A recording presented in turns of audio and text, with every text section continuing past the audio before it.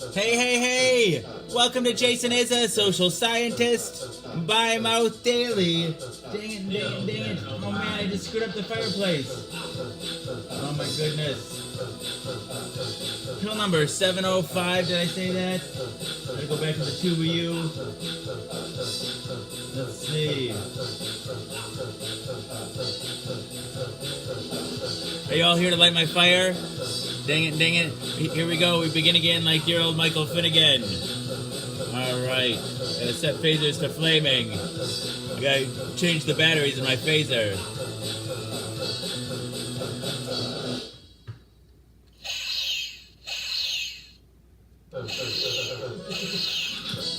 Alright. So, you might be wondering what this show is about. People often wonder what this show is about. The premise is deceptively simple.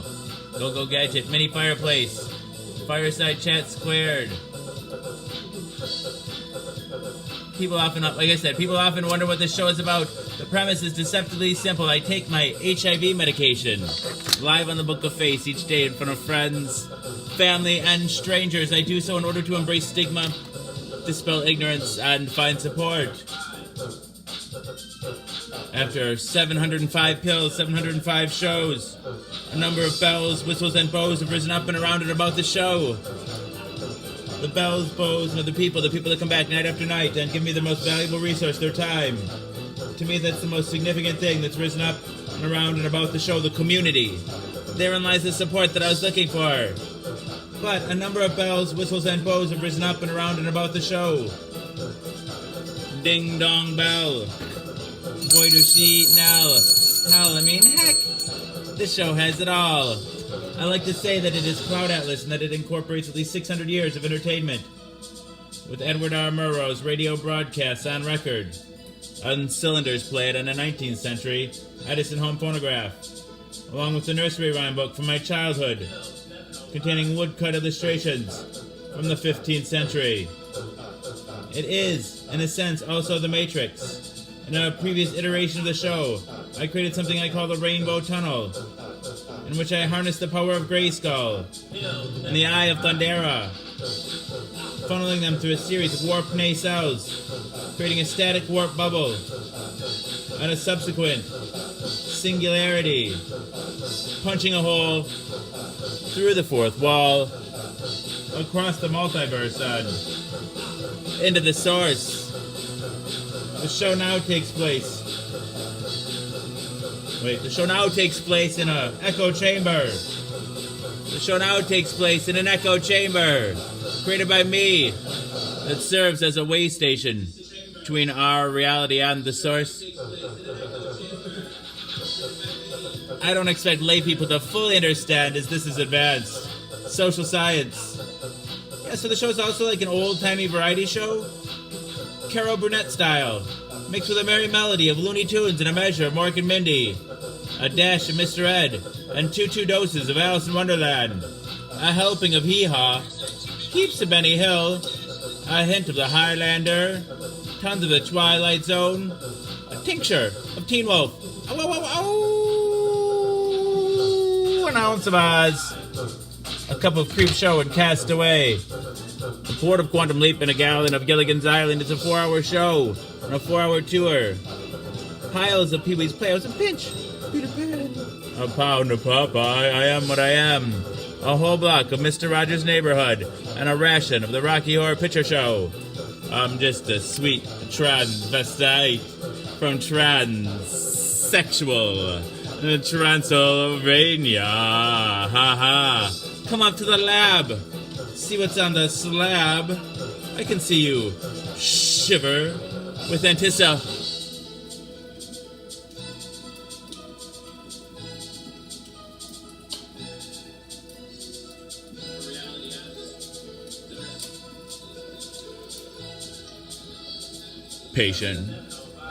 Touch me.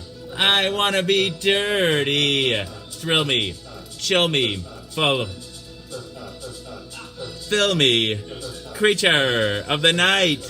An undone Benjamin Button, a corny ear of Dumbo, a college try of I Spy, a couple of raw strokes of Bob Ross, A spoonful of Mary Poppins and the full Monty Python.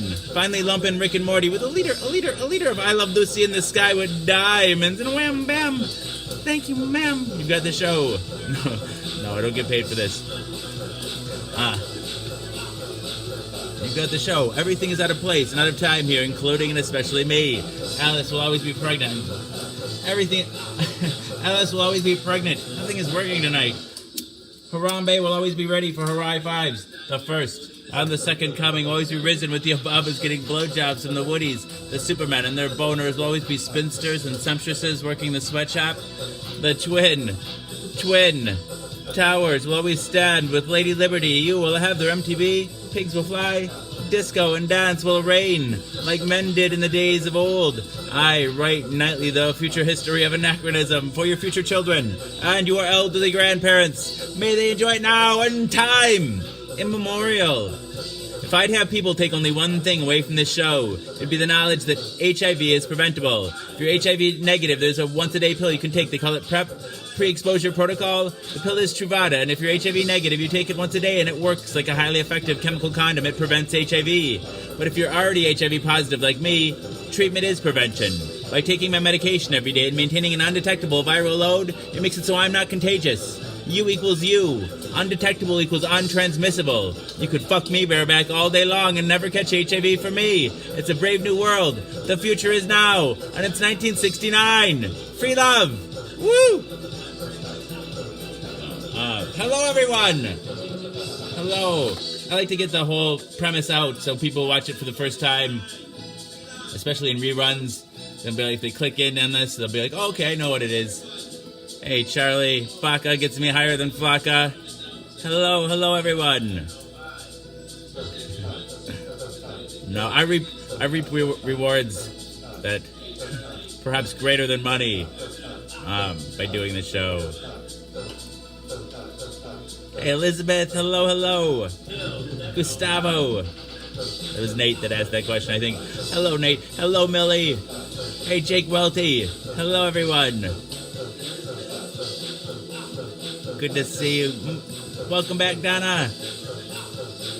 Hello. So, I don't know. I got the fireplace screwed up tonight, and the echo chamber screwed up. I blew out the fire right away.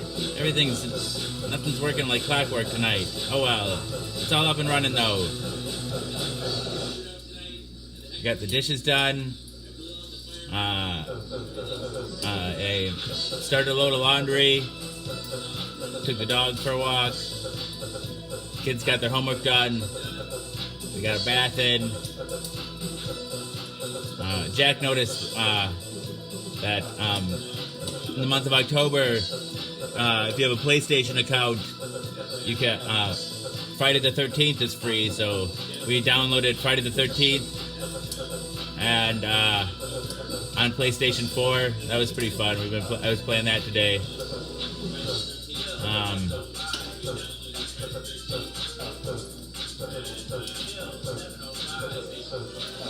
Guess so, more productive than I realized. I was gonna go to my brother's house, but I didn't make it there. I ended up napping like at 11, and I was only gonna nap like an hour or two. I have napping like 3 or 4 hours. Yeah, I like it.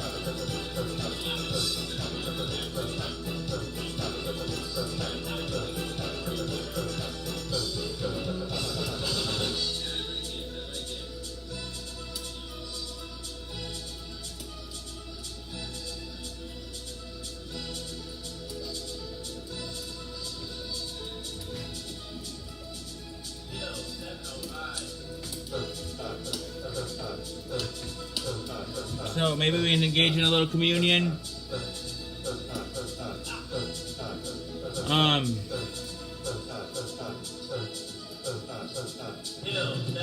Yeah, I've always been a big fan of horror movies. My son Jack especially is a big fan. I have one brother and one sister. Yeah, Elizabeth, I am. I've been pretty down, pretty stressed. So, both. Hence, I haven't been taking as many showers lately. I don't know. There's a string of days in a row that I was even doing short pill shows. I don't know. I keep odd hours too, but I've been sleeping a lot as well. Hey, Jessica Wilcox. It does in a way, then it doesn't in another, I think.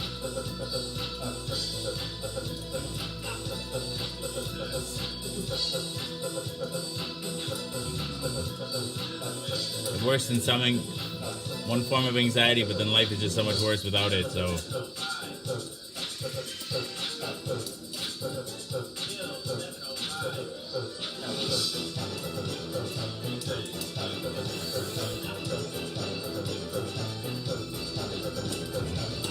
That's all you want to do, though. That's not good.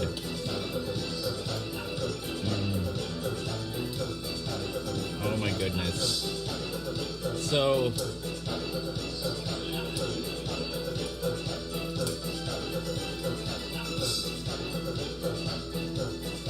Oh, I just did last night, Gustavo. I did a double live last night. I don't know. Not 2 days in a row. I don't have that much energy. It's supposed to be a daytime show anyway. It's double lives. It's hard to... I don't know. It's hard to focus on the comments.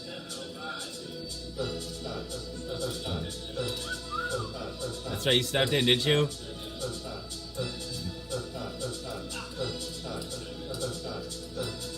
I remember now. Hey, 2 days in a row, Gustavo. It's always good to see you, man. How's New York treating you?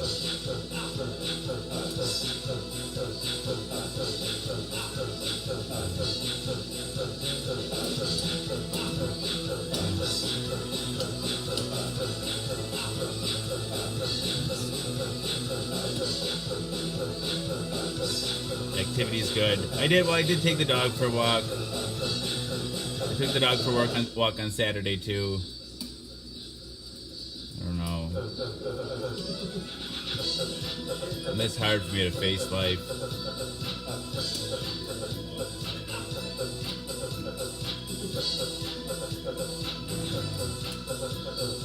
Oh. I hope you're enjoying your work.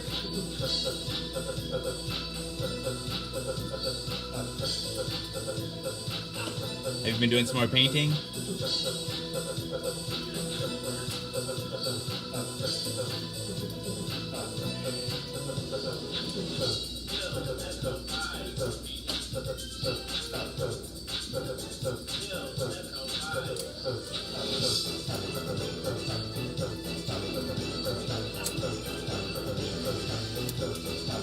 I think we're getting back some feedback.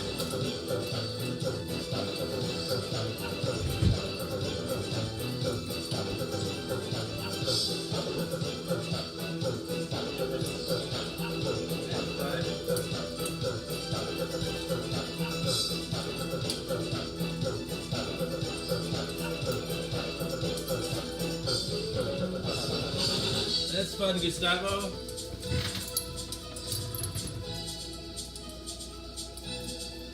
Oh, uh-oh. I'll be shy in front of your boyfriend. No, we'll totally give him a shout out, though. That'll be fun.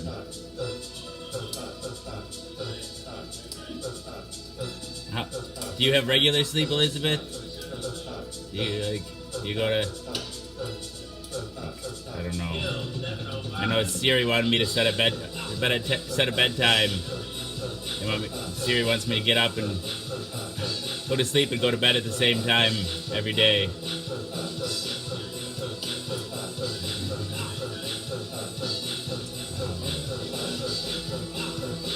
Oh, that's awesome. That's awesome. You have to show me when you're done. I did that right at the beginning. Feel free to dang it though too. Share the show to all the groups that you're in, to your personal timeline, to your friends' timelines, to your enemies' timelines. Spread me like a virus. Be indiscriminate. And just give it to random people.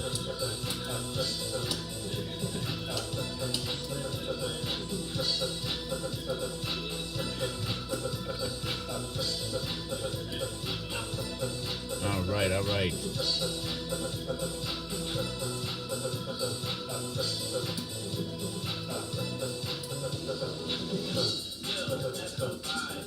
Elizabeth is a night owl. You get a fair amount of sleep. Thank you, Gustavo.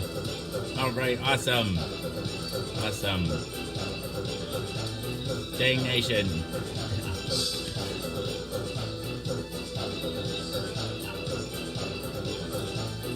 Really? Sharing really does make a difference. Wow. Red, Angela, she'll probably be in later tonight. She's been pretty, she's been pretty regular about it. She comes in and, her, and then she brings in a crew of people, and they just share the show, like get up to like 100, 200 shares a night lately, and yeah, it's really picked up the pace in here. It's been kind of fun.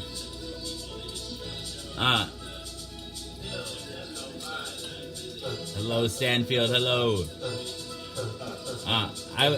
I'm in Madison, Wisconsin. I was born in Baraboo, Wisconsin. Myself. Where are you from, Elizabeth? Where are you now? Oh no, you said East Coast, right? Northeast. I haven't spent very much time out east. One time I drove my friend's Jeep to Albany because they moved there. But I pretty much spent a week in their apartment in Albany. I don't know, they were working a good chunk of it, and then even when they were off work, they had a dog and they couldn't leave the dog home alone, like it was a baby or something, I don't know. So we were just stuck at their terrible. And then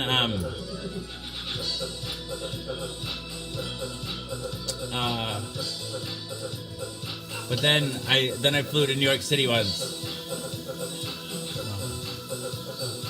Indiana. I drove through Indiana on my way to Albany. The thing I noticed about Indiana, the interstate in Indiana, is like compared to all the other states between Wisconsin and New York, people in Indiana drive slow as fuck. I went from like 90 to 65, and then back up to 90 again.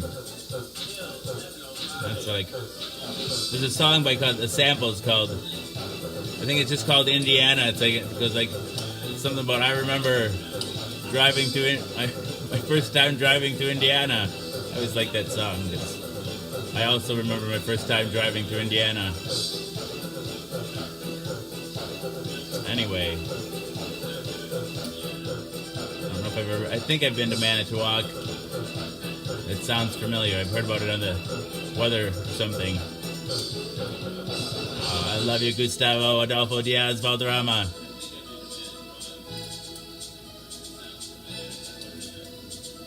Let's give my friend a shout out.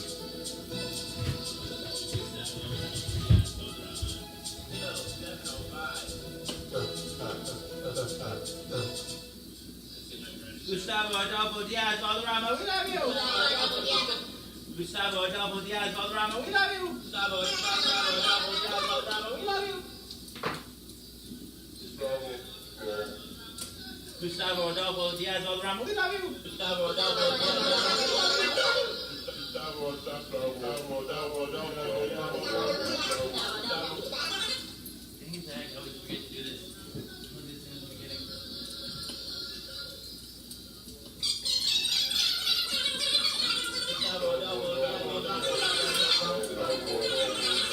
Hello, Renee. Hello.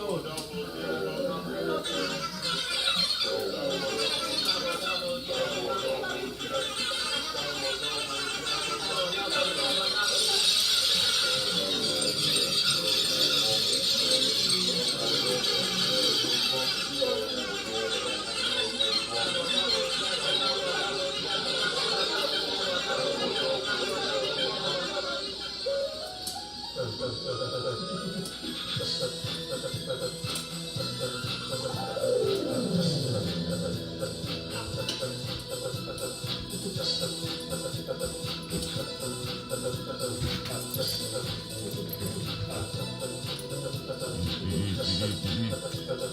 right. We need some new words of the day.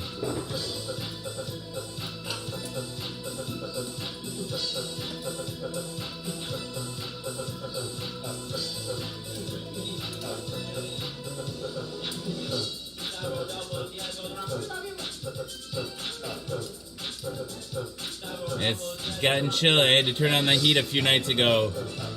It's been getting down in the 30s. Heart. Oh, not good words. Evil heart. Dang it. Don't have an evil heart, perhaps.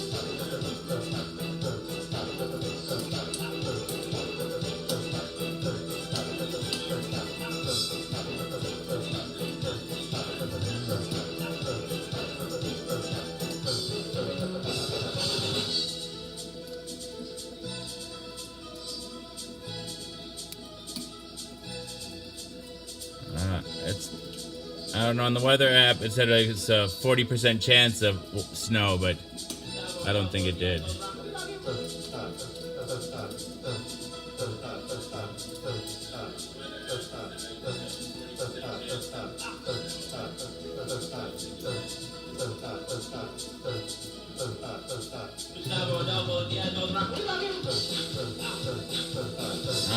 All right.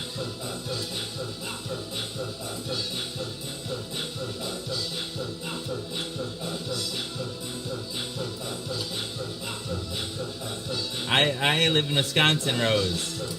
I live in Wisconsin. Madison, Wisconsin. Whereabouts are you?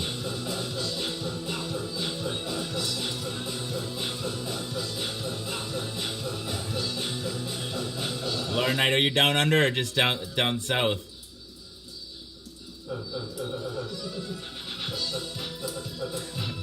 I might someday. I don't know. I think I knock over enough of it frequently enough, it just dusts itself. Yeah, this is actually the Capitol building in Wisconsin. Not the actual one, but nice.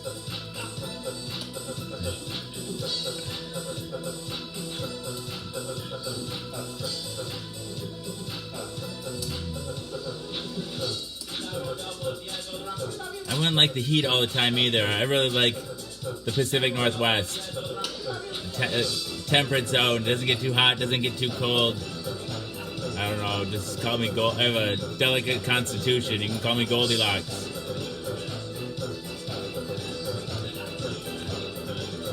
My heart's in the Pacific Northwest, though, Elizabeth.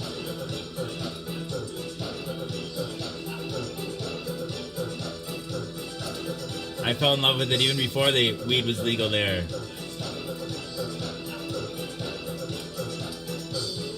I've only visited.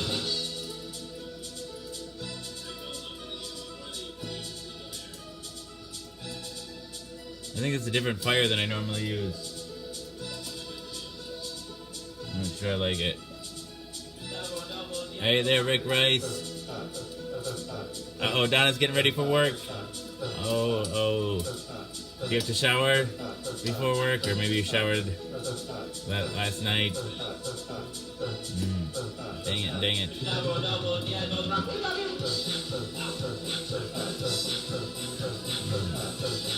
Nice, Elizabeth, nice. When I graduated nursing school in 2005, my wife was just my fiance then, and her and a friend of ours, a friend of mine from high school, the three of us, we flew into Seattle, Washington, and rented a minivan, and then drove down the coast along Highway 101 all the way, I think it was like Roseburg or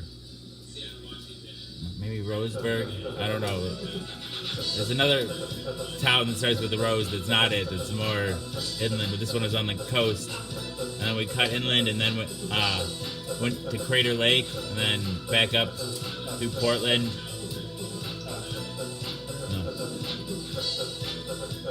Nice. What are you gonna do with all that time, Kyle? You get in trouble, probably.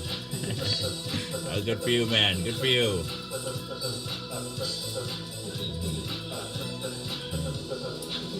I know I went back 2016. I was sicker than a dog, though. I didn't have as much fun.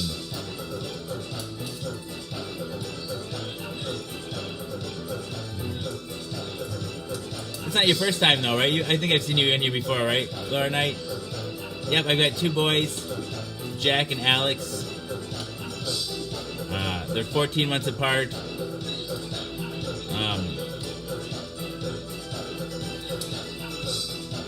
Yeah, they're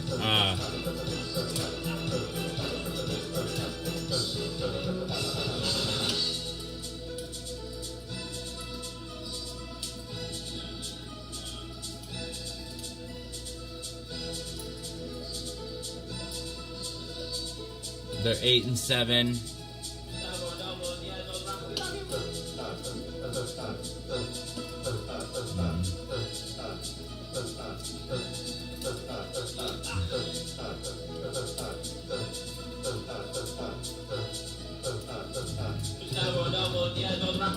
Mantani, hey Sam Mantani.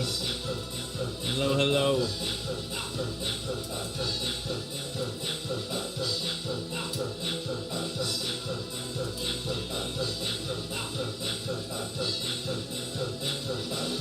Hey Lucina.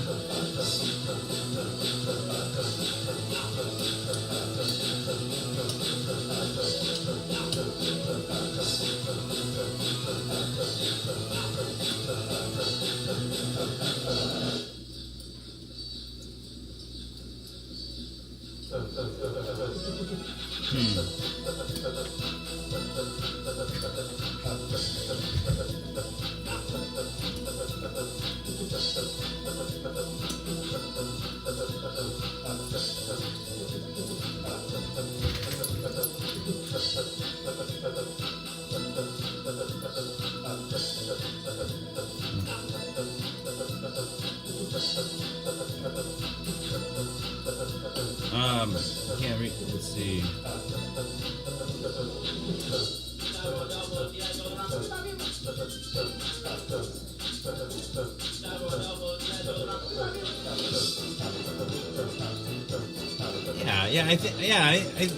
I knew that you've been here before, Elizabeth. And then this fire is like technically real because it's a candle. This one, no, is a TV. It's a TV. There is a fire behind it that's a gas fireplace, but I guess I could start using that again soon, but.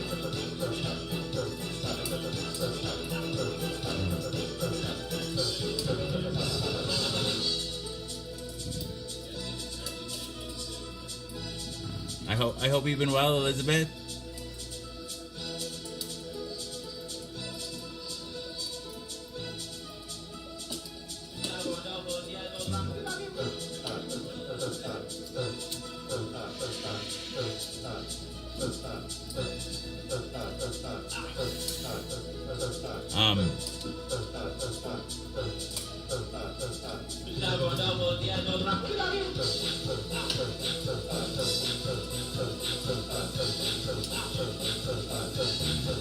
See that? Right here is little baby Atlas, because he's got the weight of the world in his lap, right? And it's also little baby Dorothy, because you can see there's the hint of the ruby red slippers. But he's also little baby Prometheus, because he helps bring us the fire illusion. This is the chair, and the little baby here. You know, his hand helps in his arm. The flame comes out of his hand. He brings forth the echo chamber with his hand, the flame of knowledge.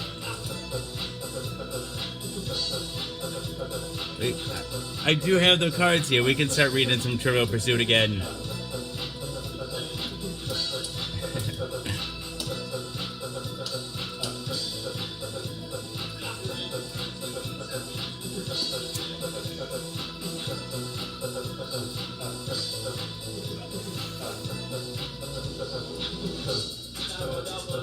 I'm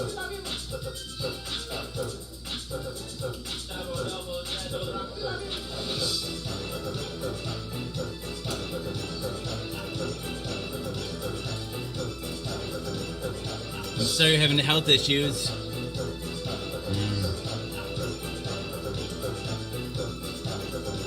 It's no fun. It's no fun. I'll just read some questions, mostly from the science section. Maybe a couple other questions if they catch my fancy, and just feel. Was that last part acid? Was that your acid reflux? Oh, just saying, I had a kind of productive day. I finished up the dishes that I started last night on the show. You know, emptied the dishwasher, reloaded the dishwasher, and then emptied the dishwasher and reloaded it again. I started to load of laundry. I took the dog for a walk. What else?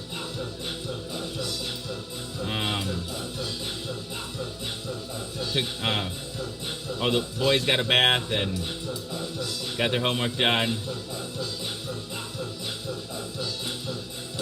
And I was pretty proud of myself.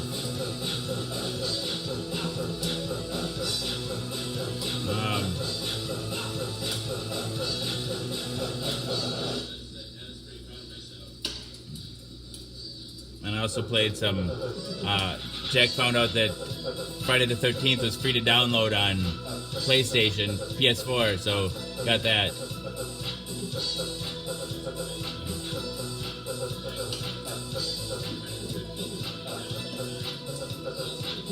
Lavender always makes me nervous because it I don't mind most essential oils, but lavender, I don't know which other ones do, like acts like as an estrogen.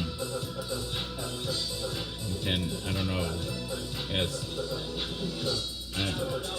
It makes, I don't know. I guess I just don't want to grow boobs. I don't know if that really happens or not, but they say it acts like an estrogen in your body. All right, what describes the physical components? I like the smell of it. I never considered myself much of a man either. All right, what describes the physical components of a computer?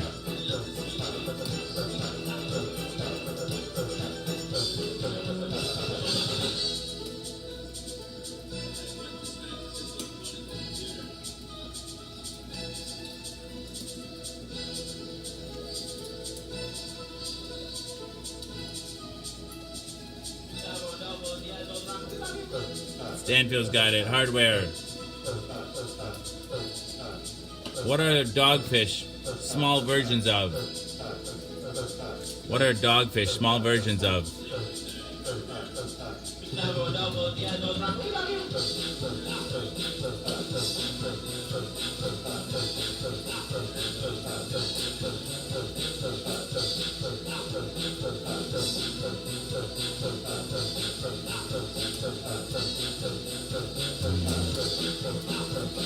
Millie's got it. Sharks.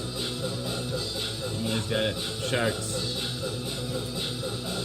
What's the FBI code name for the anarchist serial bomber who initially targeted universities and airlines?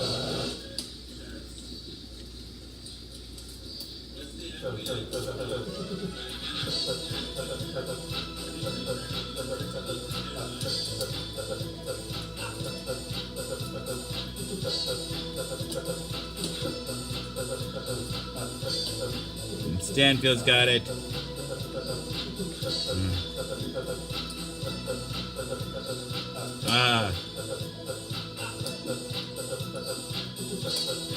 What month will elapse without a full moon? Once every 2.5 million years. Kat and Brenda. Isaac, everybody's right behind on that one. You guys all got that close enough time. You entered it before the first one popped up.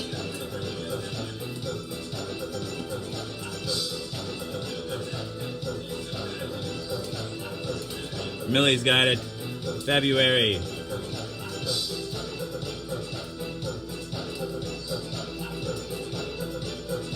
What does a hematologist study?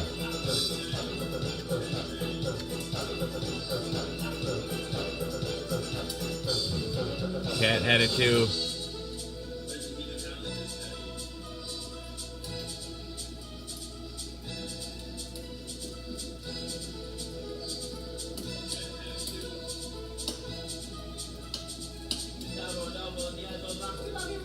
Oh, so I didn't see who had it first. But yep. Blood it is.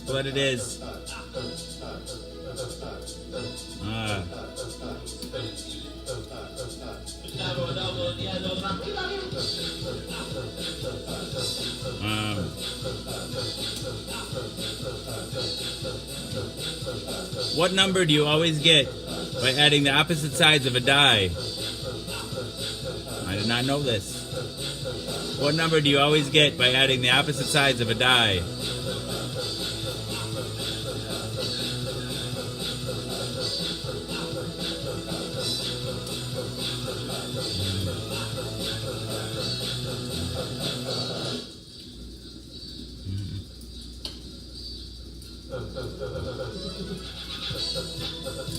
Yep. Lots of people knew that one.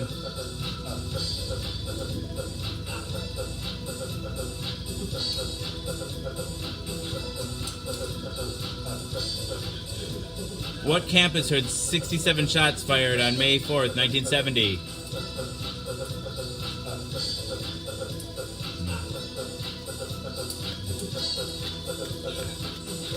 It's a little high. Good guess, Laura.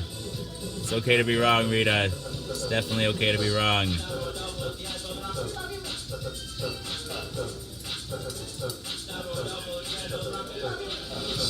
Kent State it is.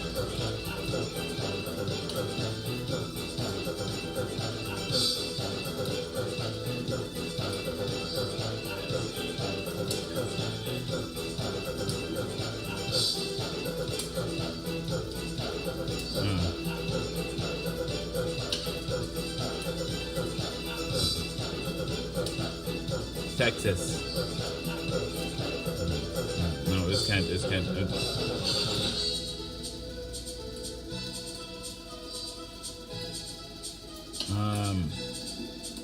What company cooperative do 80% of U.S. cranberry growers belong to?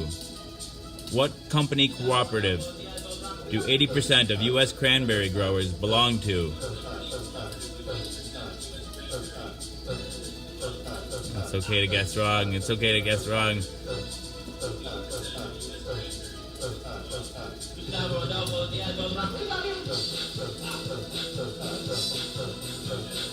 I don't know, Mike. I don't know. Facebook is censoring me probably. I don't know if there's a way you can go to notifications and click to see me first or something. I don't know how. I don't know. Yep. Ocean spray.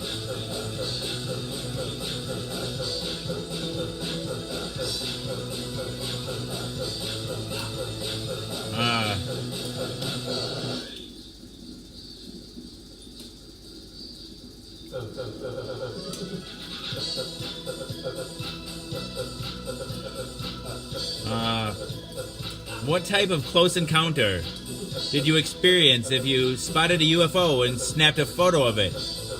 What type of close encounter did you experience if you spotted a UFO and snapped a photo of it? Awesome, man. Awesome. Cool. Hopefully we see more of you. I don't know how it works, but I think Facebook will... You have to check it every once in a while. They'll switch it around on you, too, I think.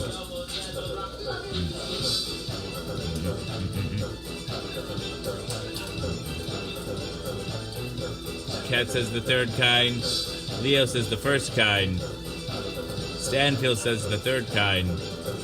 No one's right so far. Thank you, Elizabeth. Thank you.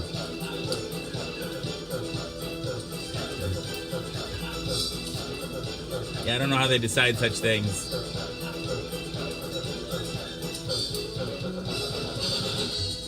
Hey, Matthew Sandler.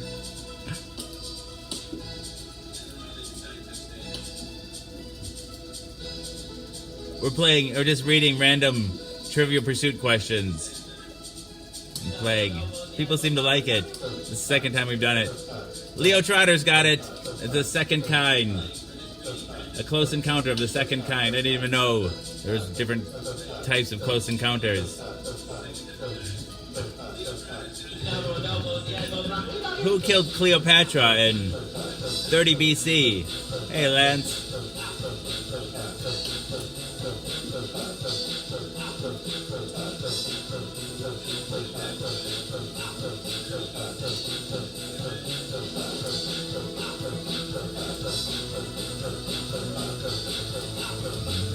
Good guess, Mike. Good guess.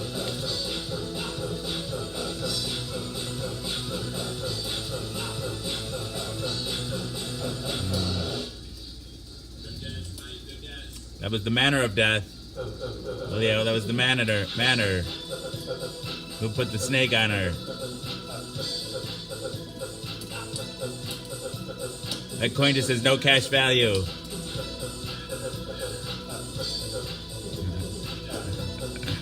Her performance was that bad. Morton Kalunga, hello. I didn't even know Laura Croft could time travel. Yes, there's a statue of Cleopatra because she was turned to stone. There you go. Matthew's got it. It says Cleopatra's the answer.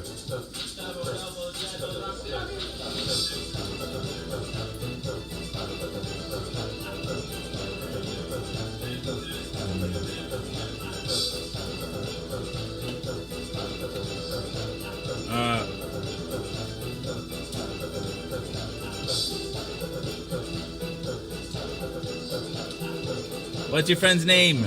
Alicia Hipsher. What's your friend's name?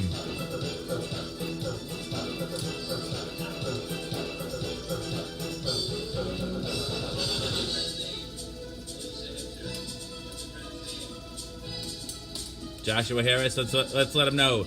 Let's ask this question first, though. What's the international system of units better known as to Americans? What's the international system of units better known as to Americans? Okay, was it Joshua Harris? Was it? I forget already.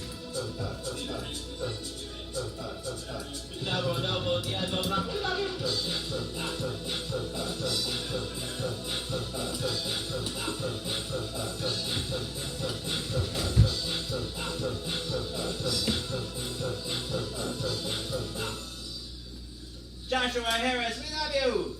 Joshua Harris,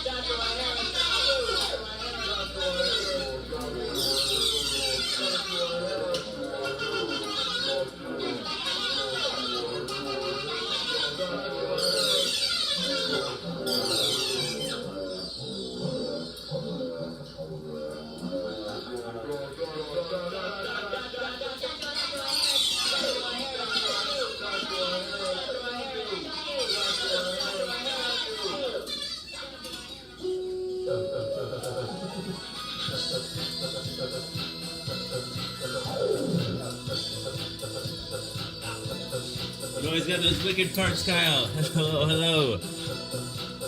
So Joshua Harris. I went to Joshua Harris in high school. Anyway, welcome to Jason is a Social Scientist. I didn't see anybody get the right answer yet. But they might have when I wasn't looking. So, people often wonder what the show is about. The premise is deceptively simple. I take my HIV medication live on the Book of Face each day in front of friends, family, and strangers. I do so in order to embrace stigma, dispel ignorance, and find support. After 705 shows, 705 pills, a number of bells, whistles, and bows have risen up and around and about the show. The bells, bows, and other people, the people that come back night after night and give me the most valuable resource, their time. To me, that's the most significant thing that's risen up and around and about the show, the community. Therein lies the support that I was looking for. But a number of bells, whistles, and bows have risen up and around and about the show. Ding dong bell. Boy, do she now. Hell, I mean, heck, this show has it all. I like to say that it is Cloud Atlas and that it incorporates at least 600 years of entertainment, with Edward R. Murrow's radio broadcasts on record and cylinders played on a 19th century Edison home phonograph, along with a nursery rhyme book from my childhood containing woodcut illustrations from the 15th century. It is, in a sense, also The Matrix. In a previous iteration of the show, I created something I call the Rainbow Tunnel, in which I harnessed the power of Grayskull and human astigmatism. The power of Grayskull and the Eye of Thundera, funneling them through a series of warp nacelles, creating a static warp bubble and a subsequent singularity, punching a hole through the fourth wall, across the multiverse, and into the source.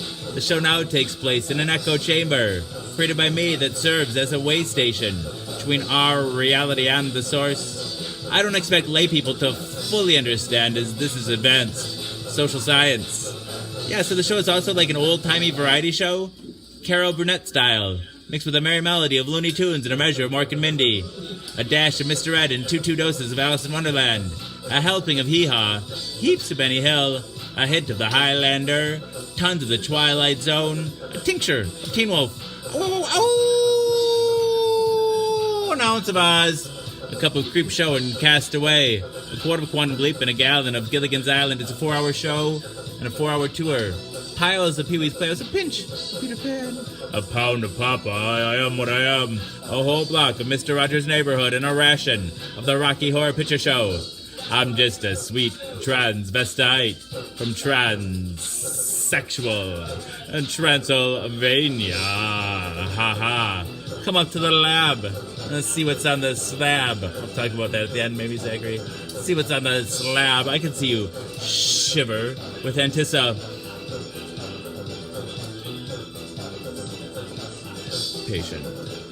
Touch me. I want to be dirty. Thrill me, chill me,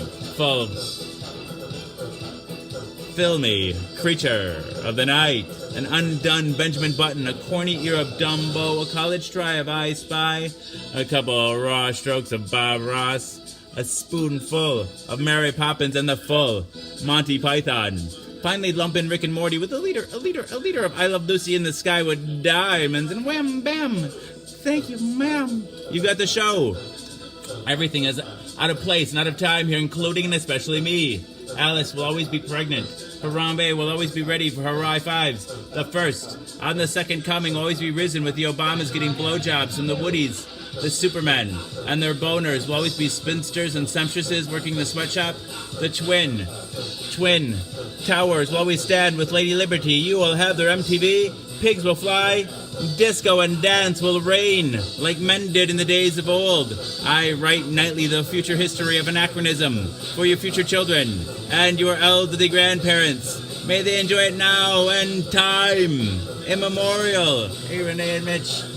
If I'd have people take only one thing away from this show, it'd be the knowledge that HIV is preventable. If you're HIV negative, there's a once-a-day pill you can take. They call it PrEP. Good night, Elizabeth. PrEP, pre-exposure protocol. The pill is Truvada, and if you're HIV negative, you take it once a day, and it works like a highly effective chemical condom. It prevents HIV. But if you're already HIV positive like me, treatment is prevention. By taking my medication every day and maintaining an undetectable viral load, it makes it so I'm not contagious. You equals you. Undetectable equals untransmissible. You could fuck me bareback all day long and never catch HIV from me. It's a brave new world. The future is now, and it's 1969. Free love. Woo!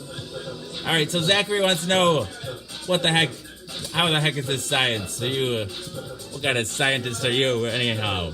So, I named the show mostly with my poetic license, right? I wrote it myself.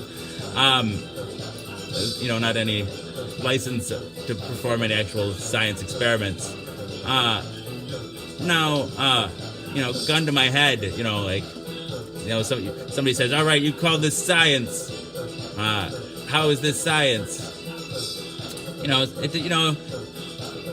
Some people would argue you need some sort of qualifications to engage in a scientific study. If that's demanded of me, I'm a registered nurse. I think it's lapsed now, but I'm board certified in psychiatry. I worked for 12 years on an inpatient psychiatric unit. So, I have, and within the scope of practice of registered nursing is research.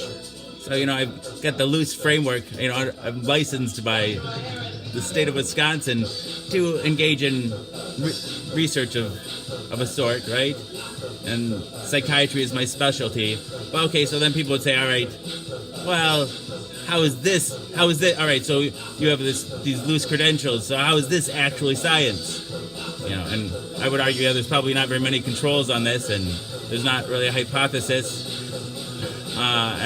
But not only am I a mental health professional, I'm also a patient. I've had 5 of my own psychiatric hospitalizations and history of suicide attempt and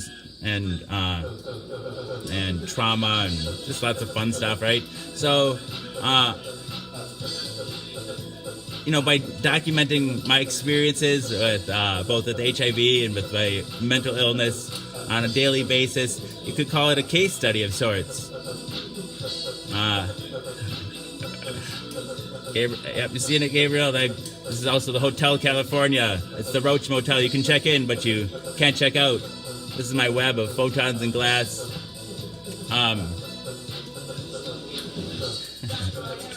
People accept the term reality TV and heavily scripted things and heavily produced things. Why not accept the moniker science on this show? All right. And let's see, what else? There's one other thing I usually say when people ask me about that. Oh, it's the metric system, also. It's commonly known as the trivia question. And then, I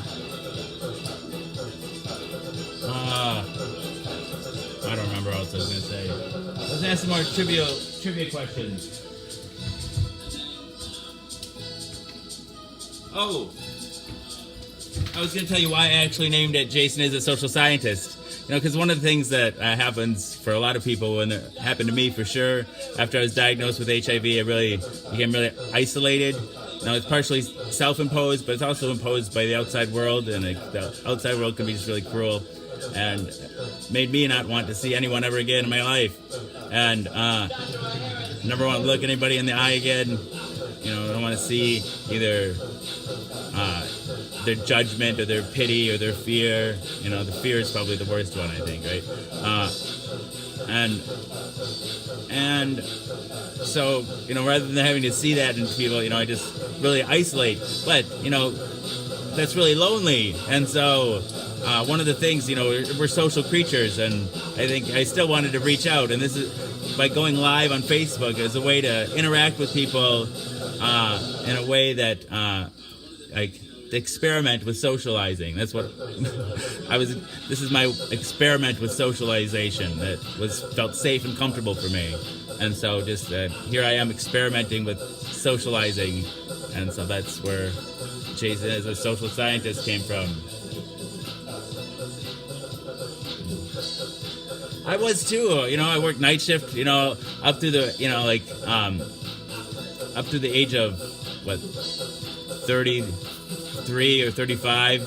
From the age of 18 to 35, I worked night shift exclusively, and then, once I got married and had kids, my social circle shrank even more, and I just see my coworkers, but, at nights there's not that many coworkers, and I just let a lot of relationships wither, but it was okay because it felt like a choice. But then, after the diagnosis, it didn't feel like a choice anymore. It felt like it's different when you're exiled rather than when you're choosing to, I don't know.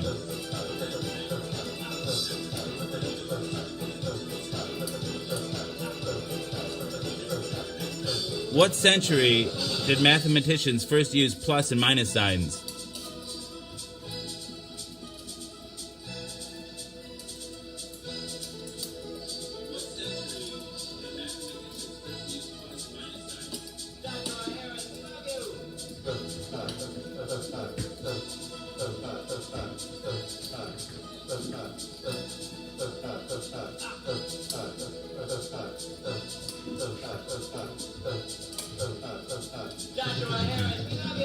Nope, nope. Good guesses.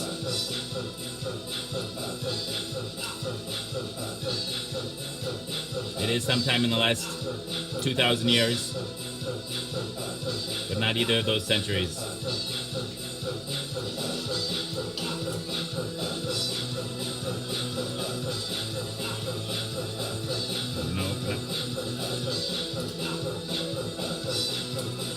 Stanfield got it on his second guess.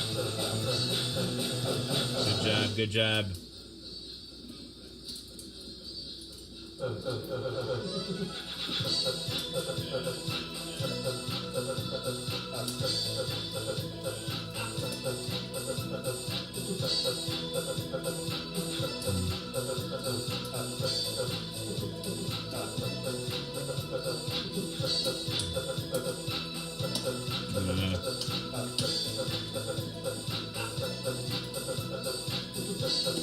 How many of every 10 coffee beans in USDA approved coffee can be moldy, insect infested, or insect damaged?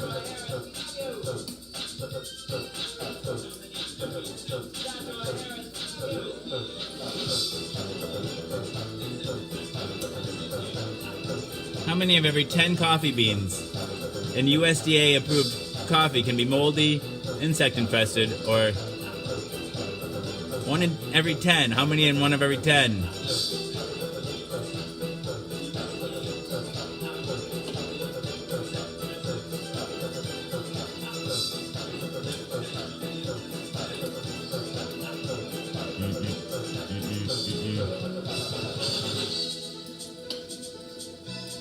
Hey there, Jennifer Nelson Pratt.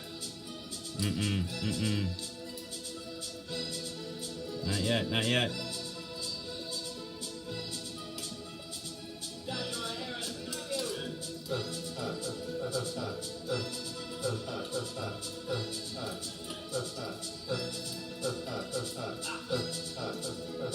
No, well, nobody actually said 1 in 10, right? I thought about giving it to Niffer because she said, but 1 in 30 isn't really technically correct.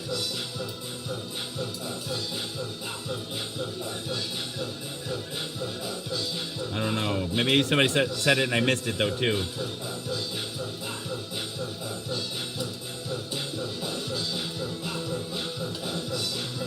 Oh, I didn't see you.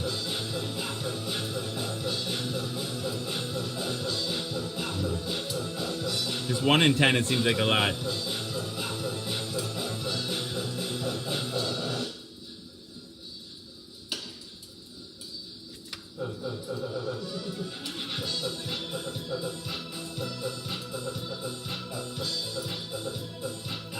What did farmers get in 1994 for 12 ounces of oatmeal? I don't really like this question. Retailing at $2.48. 14, 28, or 42 cents. I mean, I guess.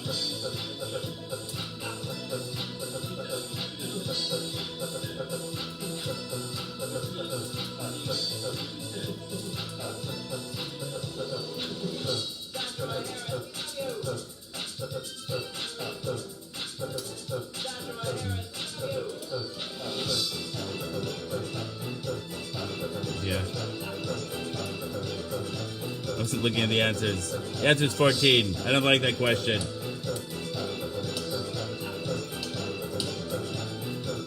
What's the common name for the eye inflammation doctors call conjunctivitis?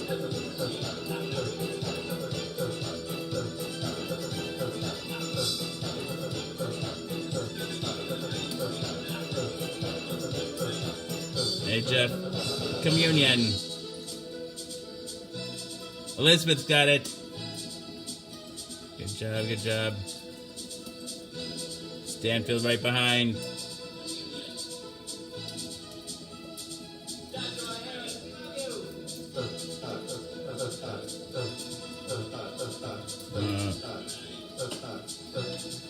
What scale of 0 to 14 is used to measure acidity or alkalinity?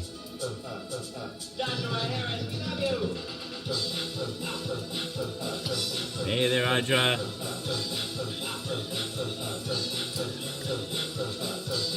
What scale of 0 to 14? is used to measure acidity or alkalinity.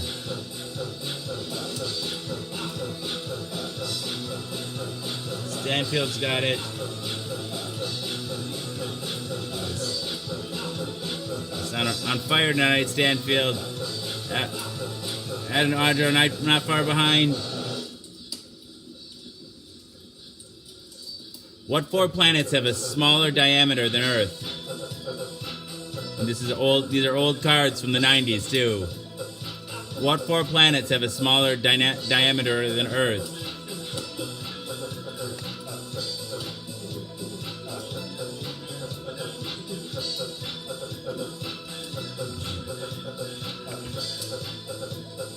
The 9-planet solar system. Oh wait.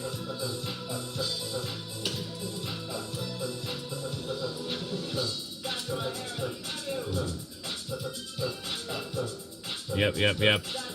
Few people got it there. I missed it. I missed who got it.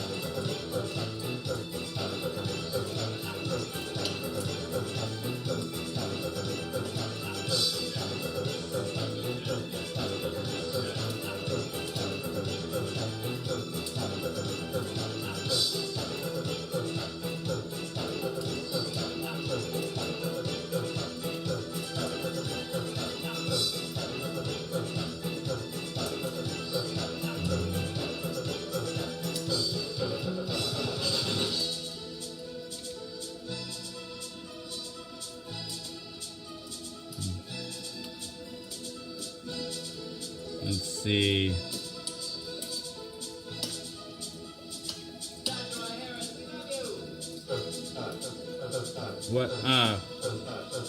What war was raging when isolationists adopted the motto "America First"? Hey, Susanna Glassford. Good to see you.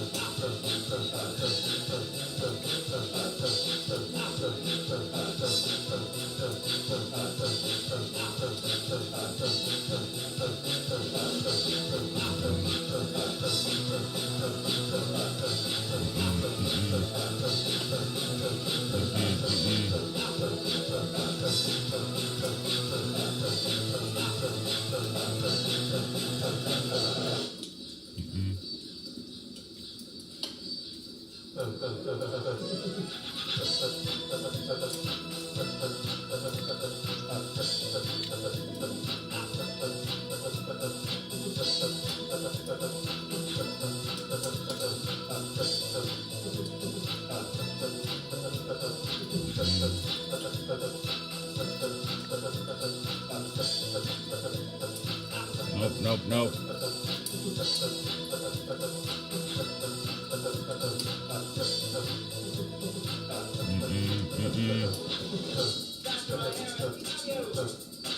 Unless I missed it, I think nobody said it.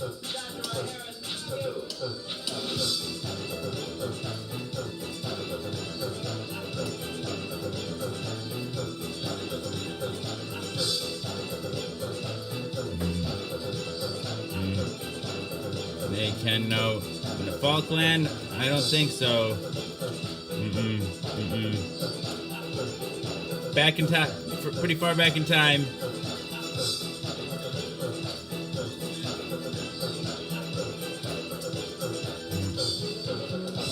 I don't think there's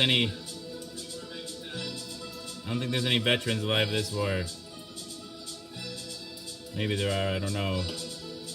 I don't even know what it was actually.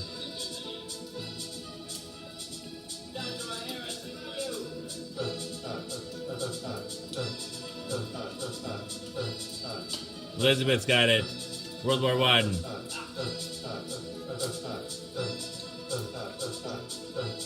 World War I. I apologize if somebody said that. I didn't see it.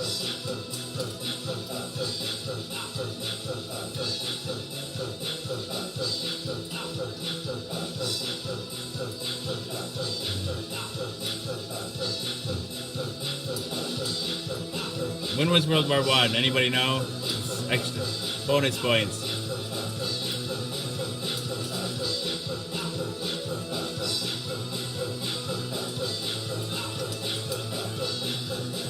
Thanks, Susan. You can see him? Thank you. What was the first fusion bomb better known as in 1952?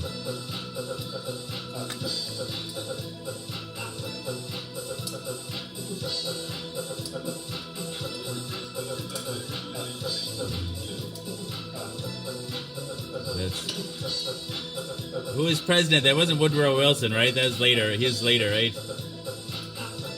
Just before World War II.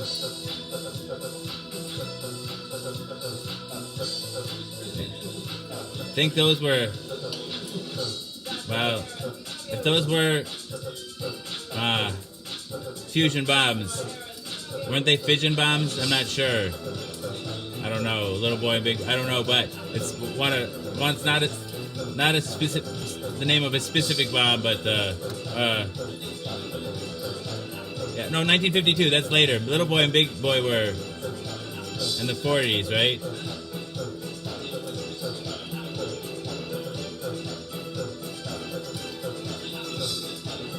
It's more of a general name, not the name of a specific bomb. They weren't commonly referred to as fusion bombs.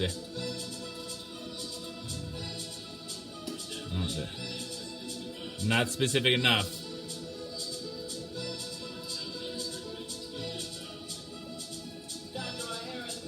Ken's got it. Hydrogen bomb.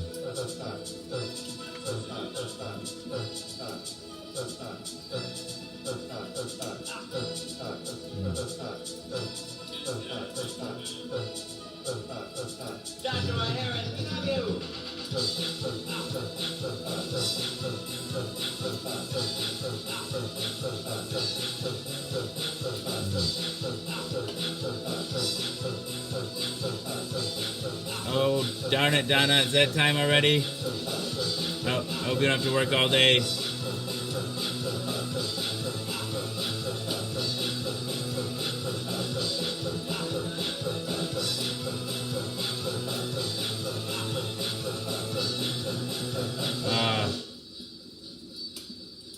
What country launched Europe's first super high-speed passenger train in 1981? Got some foreign people that might know that. Some people from Europe.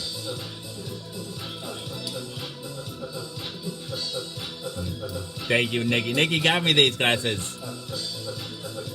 Thank you.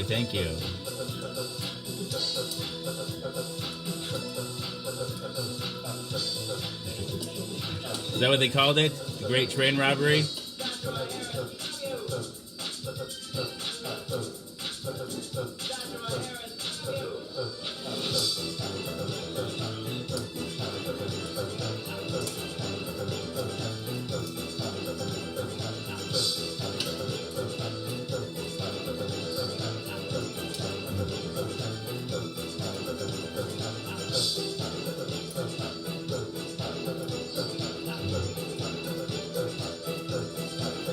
Hey, Rams Killer.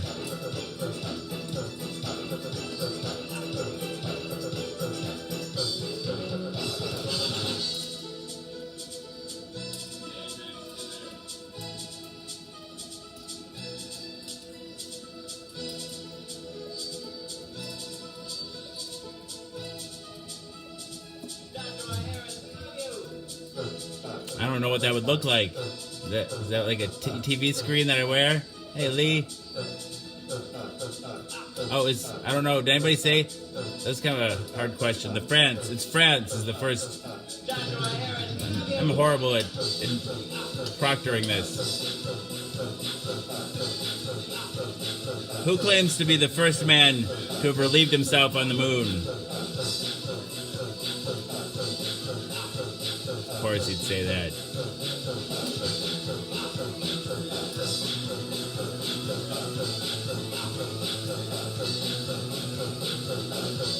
I'm really glad it was Neil, not Buzz.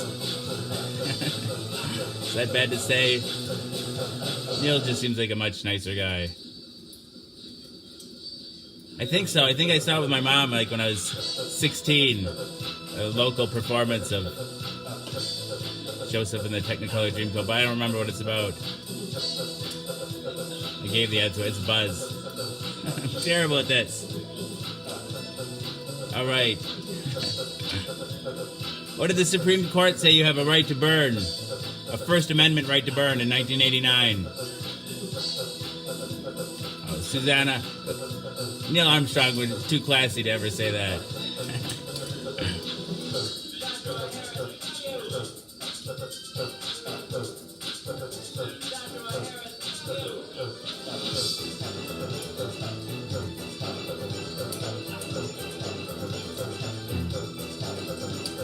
It's the flag. It's the flag. Let's see. I don't know if the Supreme Court's come down on one side of self-immolation or not. If you have a fundamental first right to self-immolate. I think that, I think people would try to stop you.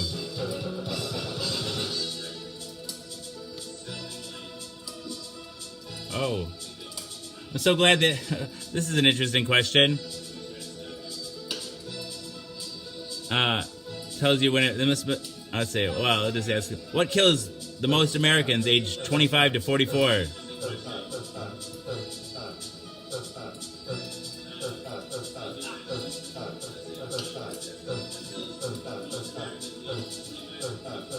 Buzz Aldrin's the other one. He's kind of a, well, he's conservative, that's for sure. But he's kind of a, I don't know.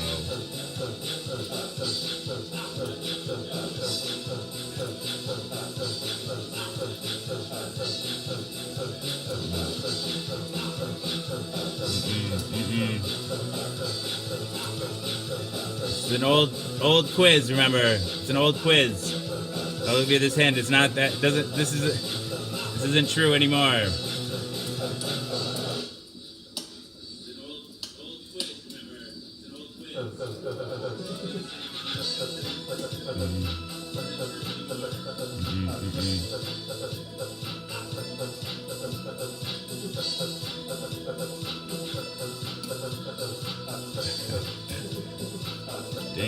Dang it.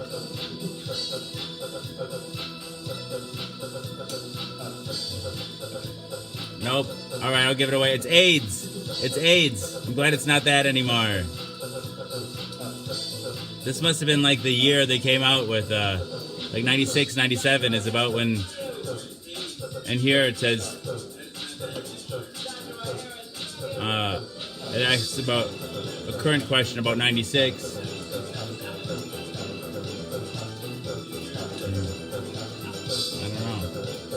This is probably 96 or 97.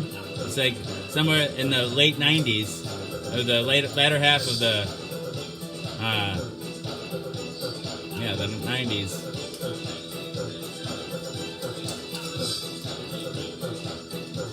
I'm in Wisconsin.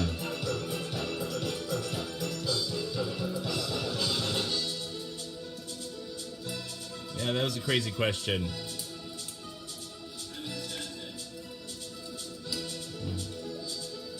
I'm just glad that's not true anymore.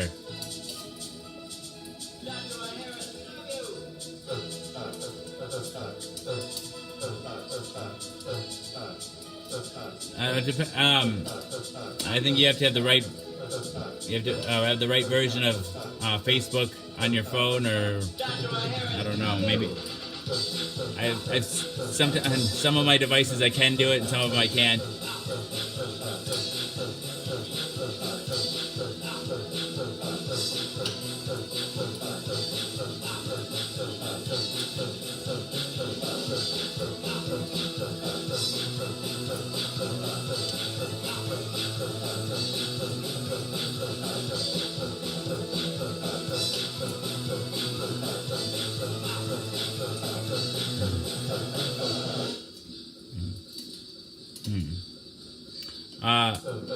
What does steel become when mixed with 16% chromium at smelting time?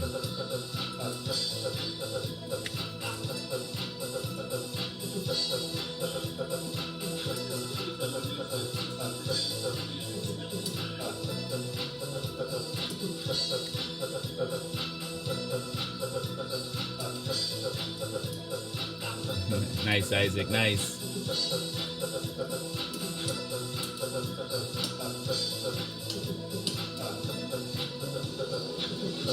Close, Sniffer, close.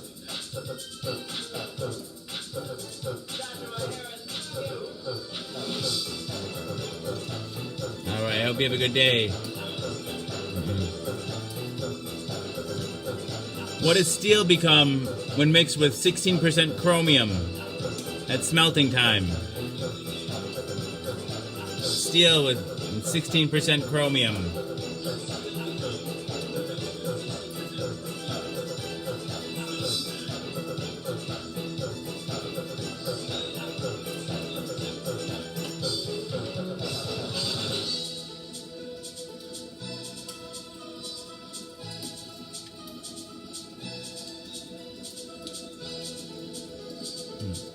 Emily needs to know what...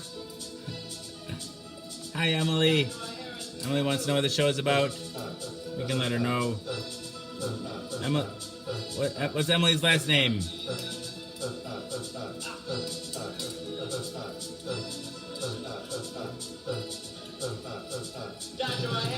Oh. Stainless steel. That's it. Isaac's got it.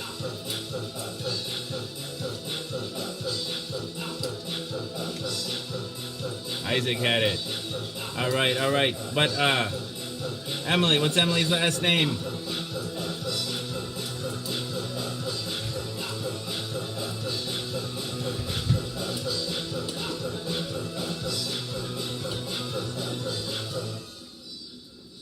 Emily Turner, we love you! Emily Turner, we love you!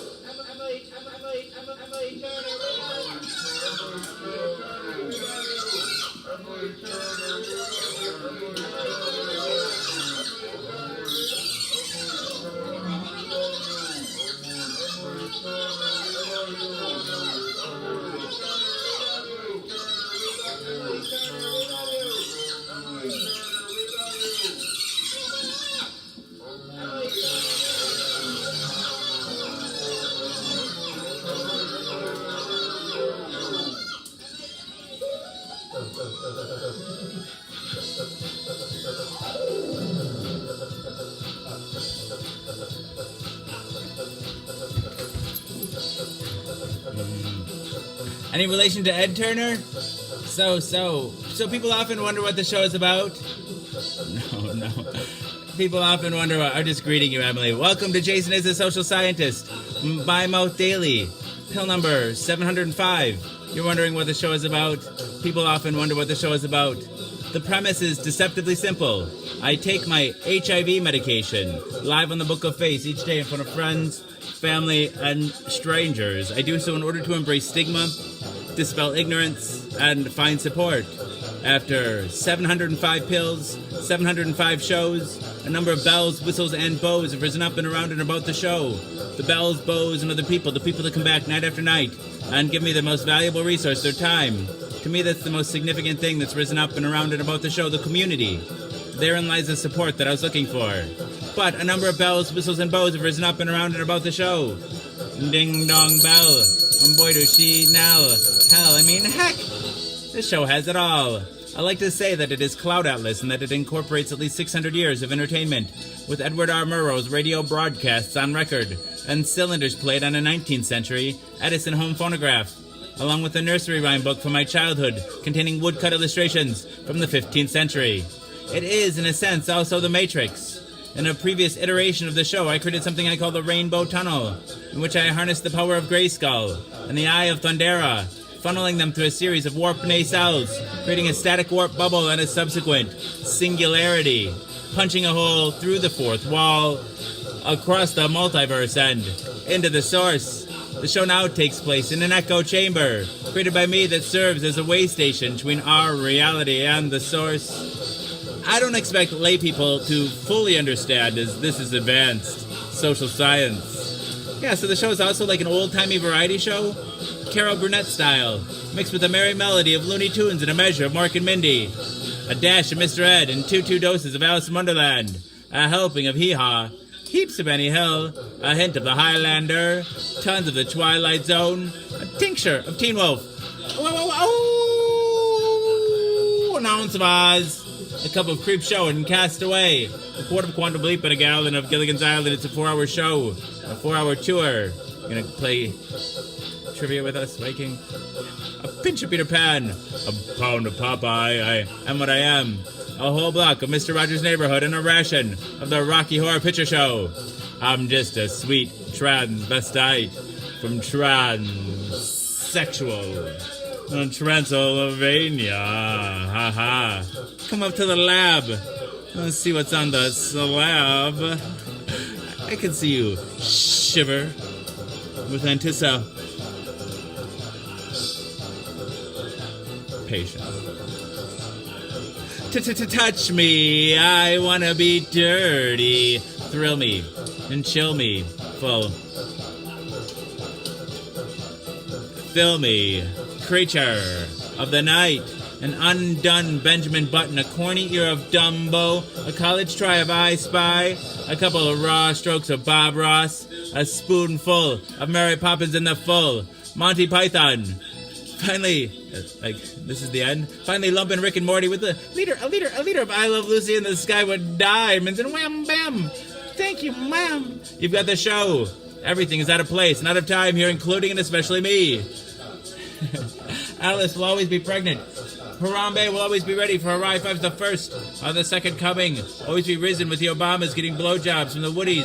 The Superman and their boners will always be spinsters and sumptuouses working the sweatshop. The twin towers will always stand with Lady Liberty. You will have their MTV. Pigs will fly. Disco and dance will reign like men did in the days of old. I write nightly the future history of anachronism for your future children and your elderly grandparents. May they enjoy it now and time immemorial. If I'd have people take only one thing away from the show, it would be the knowledge that HIV is preventable. If you're HIV negative, there's a once-a-day pill you can take. They call it PrEP, pre-exposure protocol. The pill is Truvada, and if you're HIV negative, you take it once a day, and it works like a highly effective chemical condom. It prevents HIV. But if you're already HIV positive like me, treatment is prevention. By taking my medication every day and maintaining an undetectable viral load, it makes it so I'm not contagious. U equals you. Undetectable equals untransmissible. You could fuck me bareback all day long and never catch HIV from me. It's a brave new world. The future is now, and it's 1969. Free love! Woo! Woo! Yes. Indeed. All day long, that's right. Raise our fists up, cat. Nipper. I know what you meant. All right. That's the show in a fairly large nutshell.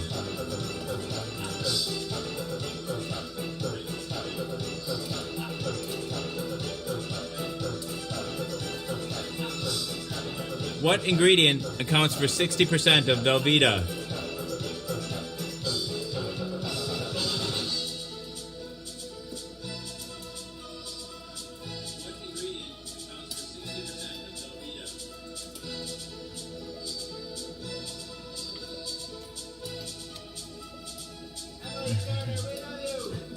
Oh, that's a good thing to be. That's a good thing to be. Not oil.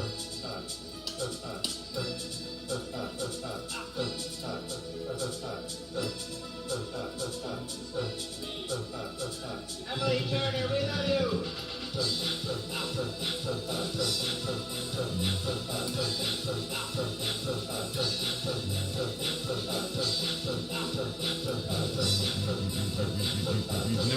Nope.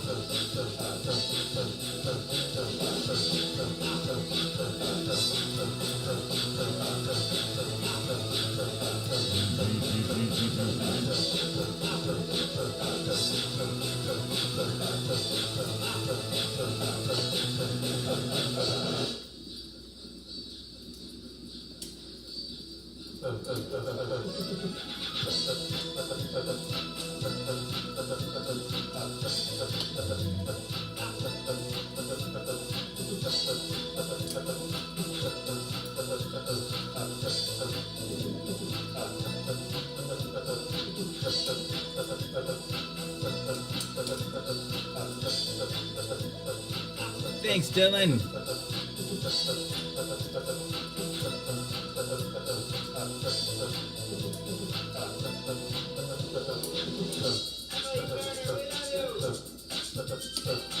Pretty much, yeah. I mean, there's a few nights when I'm really down where I'll just come on just long enough to swallow the pill. But I made a commitment 705 pills ago.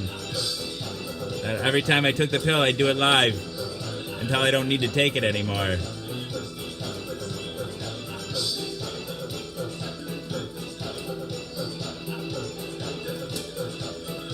The Velveeta is 60% water. 60% water. What dehydrated land animal? What dehydrated land animal was clocked slamming back 56 gallons of water in 4.6 minutes?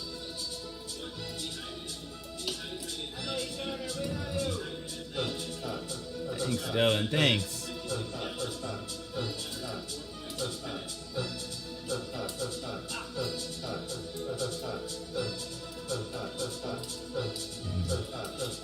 Emily Turner, we love you. Guess we lost Stanfield. Elephant it is. Zachary, elephant it is. Cat's right behind. I don't know if anybody said elephant before that.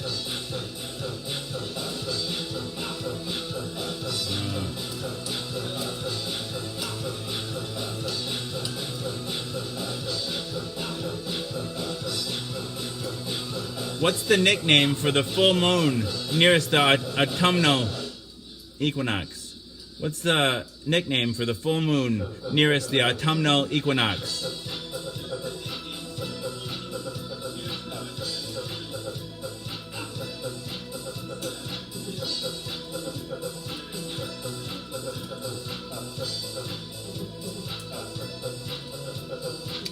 I was, Nathan, I was.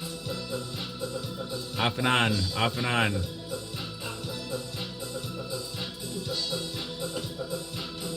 Neon Todd's got it.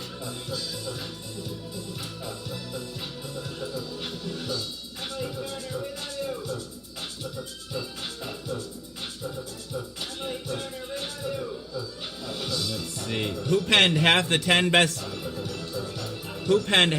the 10 best-selling children's books in the U.S. by 1994?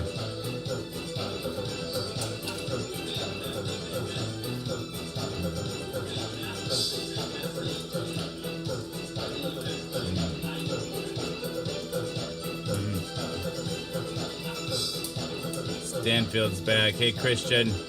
Dr. Sue Sniffer's got it.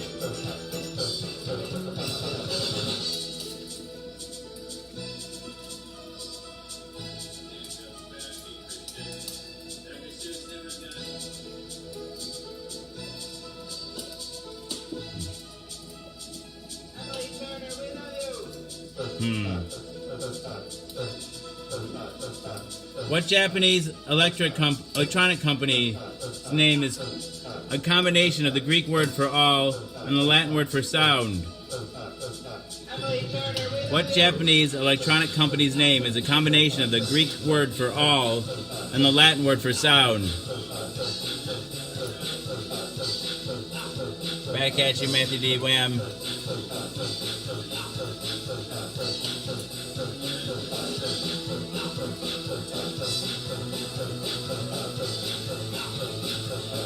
Hey, Lucas. Seem like a friendly dude. How are you? Good guess. Nope.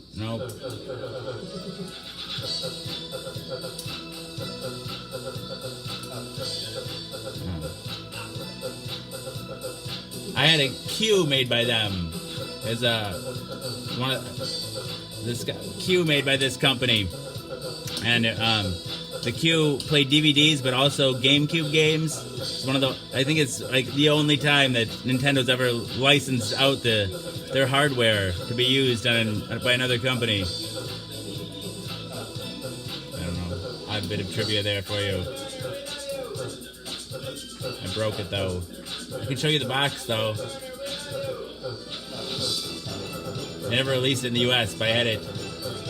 I bought it on eBay. Thank you, Matthew D. Wham.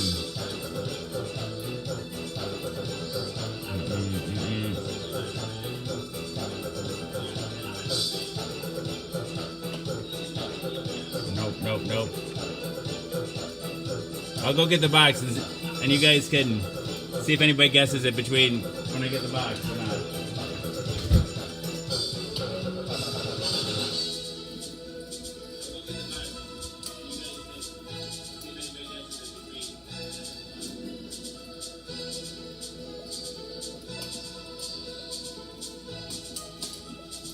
Emily Turner, we love you.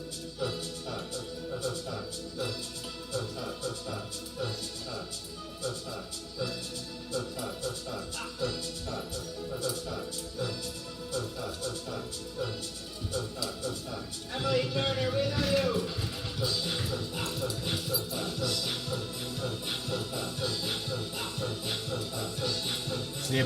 See, it's got the GameCube symbol on there, but I also played DVD movies. Panasonic Q had a blue light up LED screen, a mirrored case. Uh-oh, Mama's home.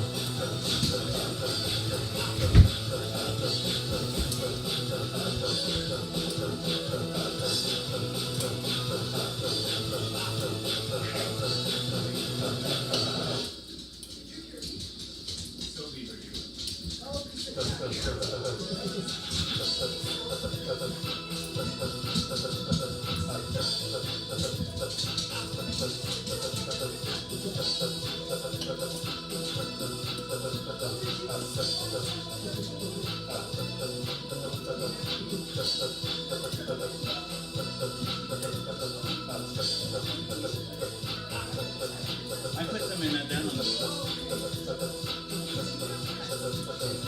Yeah, well, wait, I saved you something.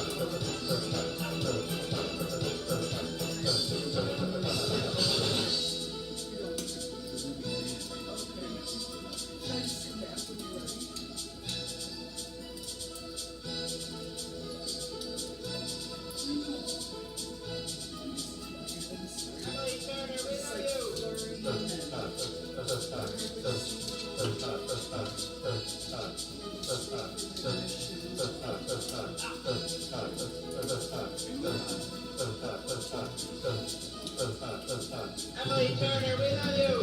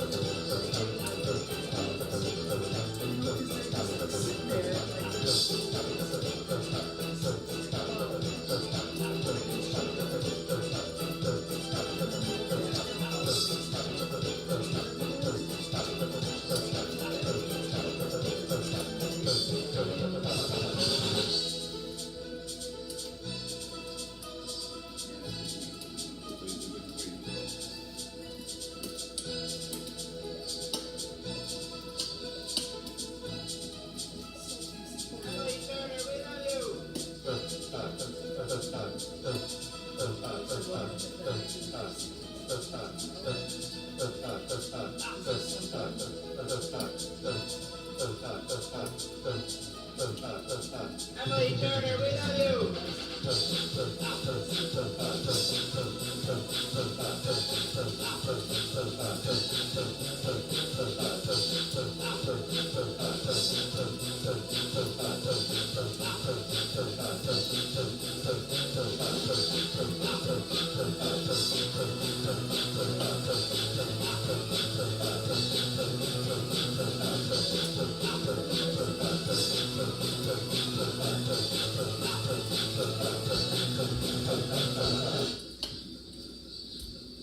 Oh wait, she needs.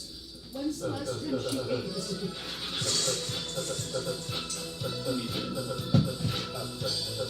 What?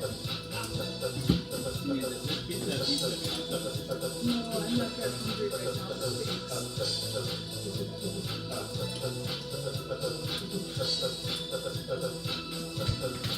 Hey everybody, the wifey got home. Panasonic it was. I was so upset. I didn't even have that Panasonic cube very long before I was taken to my brother's house and I had it in one hand and it tipped over and landed on its head and never worked again, right?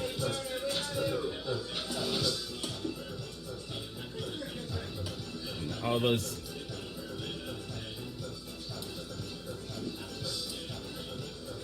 That looks like fake news if I ever saw it, Christian.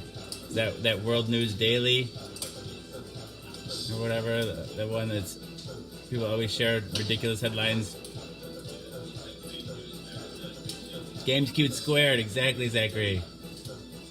I'm not familiar with the Magnabot Odyssey. You too, Dylan. Hey, Jimbo Jones. It's nighttime here. It is 2:14 a.m.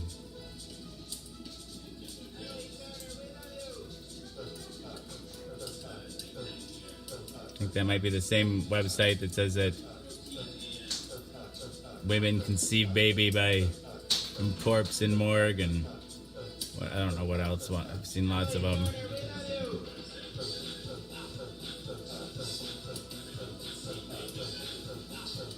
And I still have E.T. on VHS, but it never occurred to me to cosplay it and rail out. That sounds interesting. So, I wish I could have read the rest of that comment. That was creative. Got a good imagination there. Don't work too hard, Millie. Nice to see you.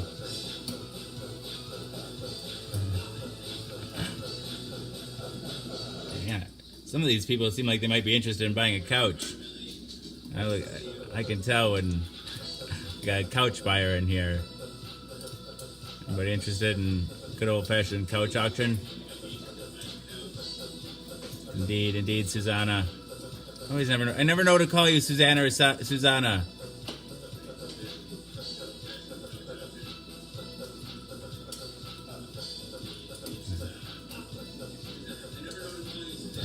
Neon wants the couch auction.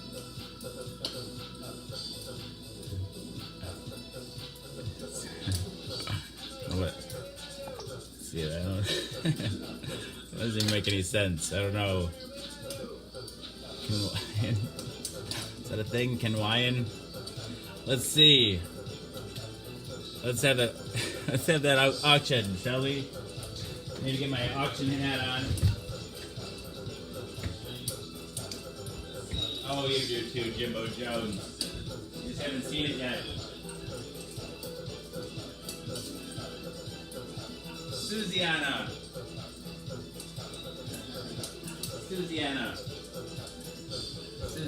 Alright. I forgot. Alright. Here we have up for bid lovely lot number 69. It comes in a lovely shade of light red. It opens up for the lonely troll who's lucky enough to bid and win on this lovely light red couch. It comes with five friends, so the troll who buys it will never be lonely again. Dang it. Alright.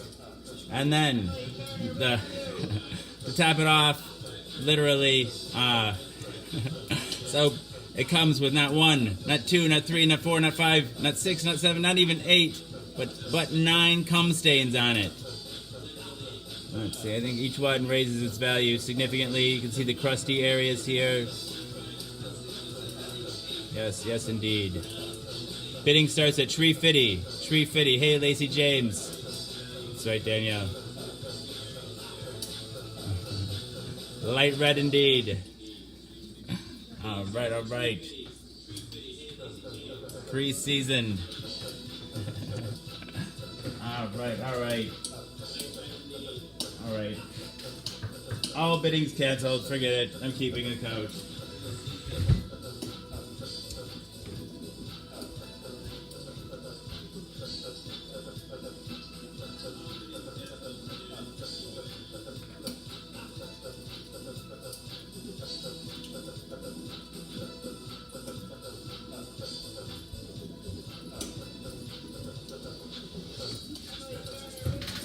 One man's trash is another man's treasure. Susiana, one man's trash is another man's treasure. All right.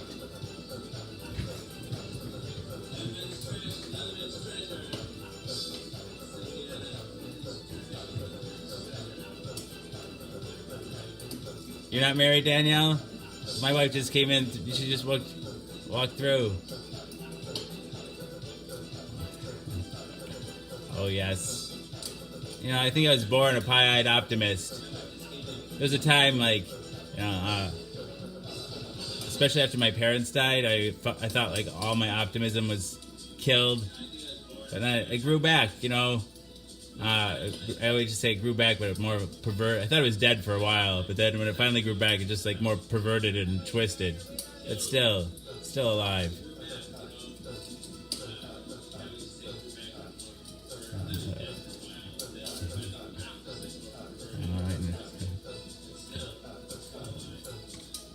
Hey, that's the way to look at it, Zachary. That's the way to look it up. Look at what you can do, not what you can't. All right.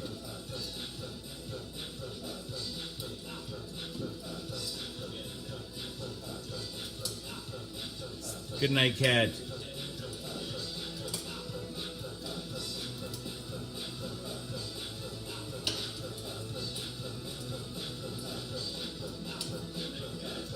Rams Killer's back on. Hello. So, we could ask some more trivia questions, I guess.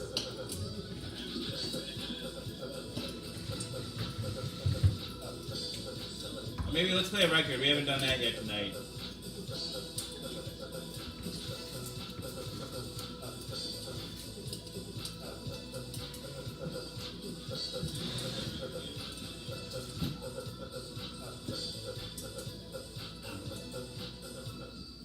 Jimbo Jones, you know Kat? Kat's a lovely person. She's been very friendly.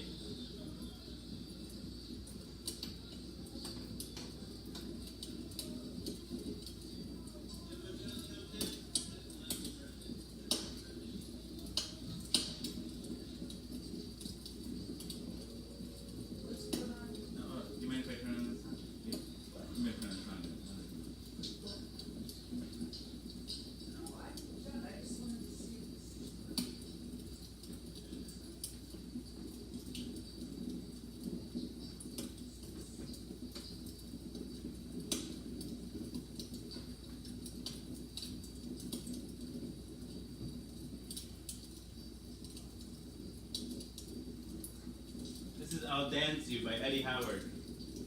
I'll Dance You by Eddie Howard.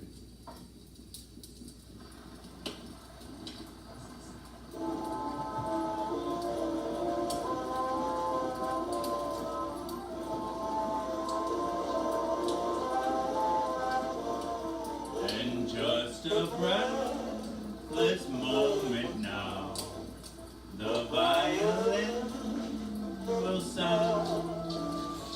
I'll hold you close, and this is how I'll dance you into my heart. I'll dance you up, I'll dance you down, we'll dance the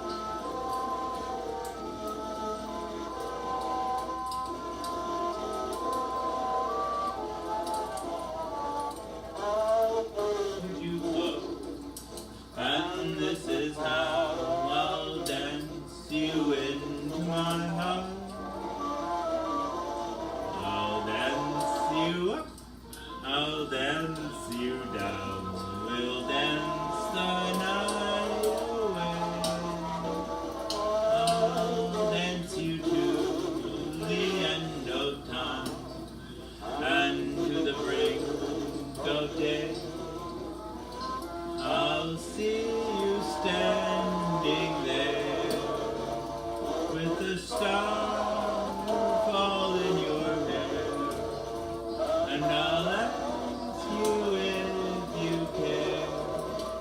We'll go waltzing with me in the air, and we'll step into our magic spell and leave the earth below. I'll dance you to a fairy well and never let you go.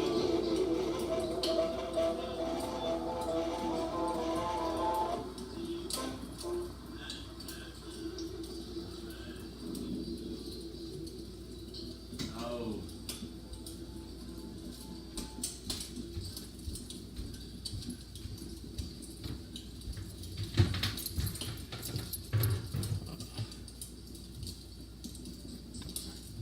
I don't know if she wants that sort of attention, Jimbo Jones. Let's see. Maybe she does. I don't want to jump to conclusions.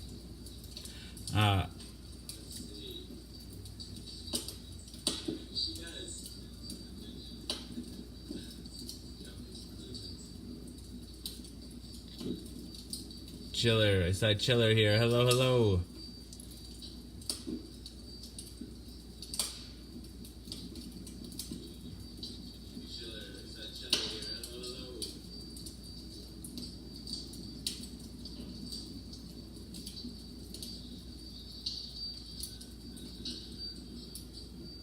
We're getting feedback here.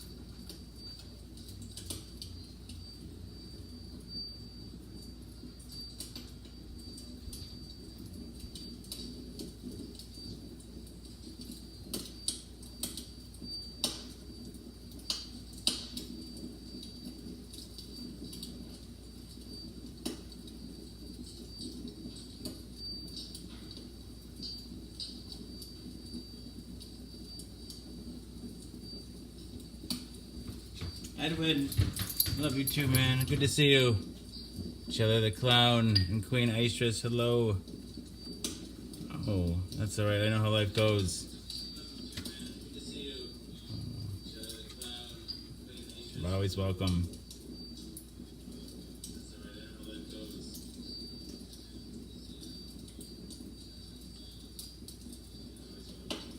What talking cure, in quotes, what talking cure was approved in 1939 by the American Medical Association?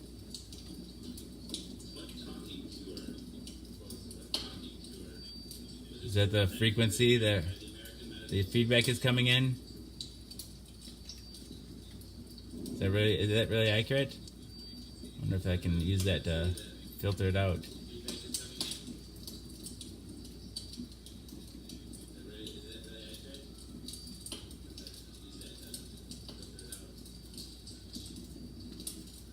Specific form, I think.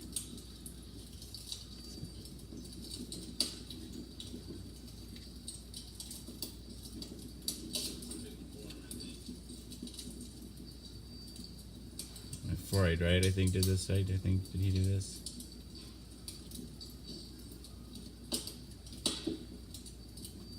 could be wrong about that. That could be a bad clue.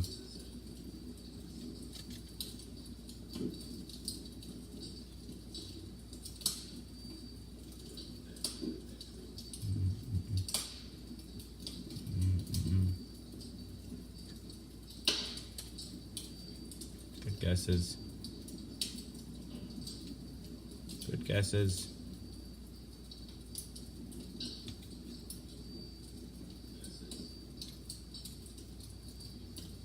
Good night, Susiana.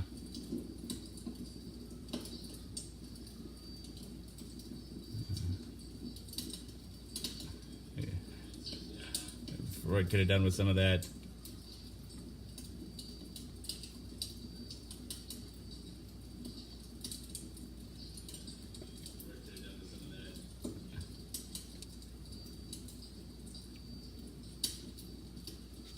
It's a form of talk therapy. I think it. I'll give it away. Psychoanalysis.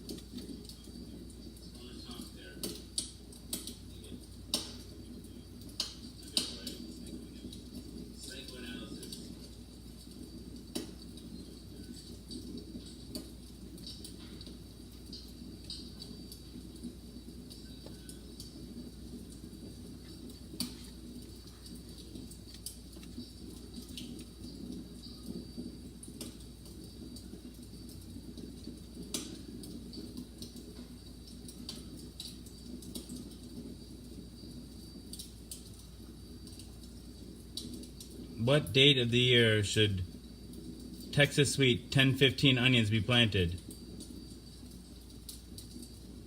What date of the year should Texas Sweet 1015 onions be planted? Hey, Tom. I know, right? I almost threw him back, but I'm like, all right.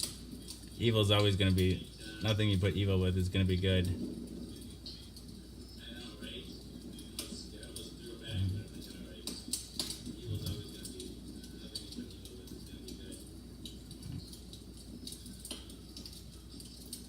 Let's see. How many characters on Star Trek have used the phrase "beat me up, Scotty"?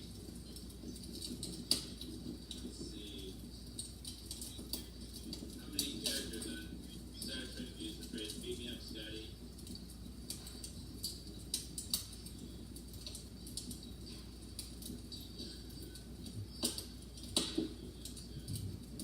Sure that works for you lots of times, Jimbo. Just buy my couch and be done with it. Rams Killer's got it. 0.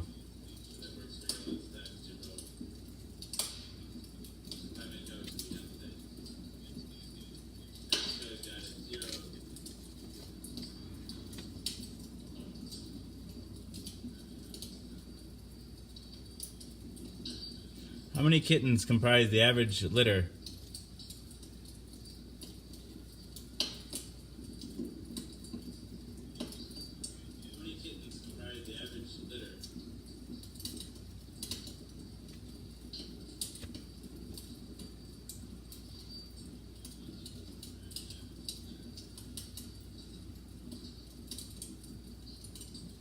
Bye, Susanna.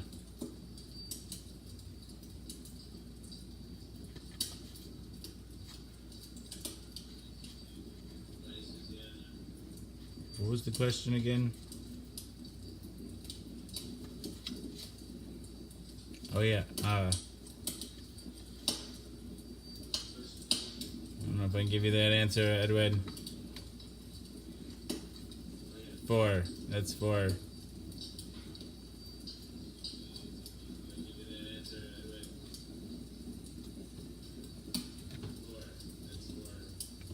What creature's tongue weighs more than an elephant's? What creature's tongue? Full-grown elephant. What creature's tongue weighs as much as a full-grown elephant? An elephant's. We're all a little bit crazy. Full-grown elephant. What creature's tongue weighs as much as a full-grown elephant? We're all a little bit crazy.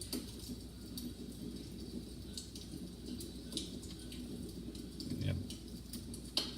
Blue whale it is. Blue whale it is. We'll give it to Tom.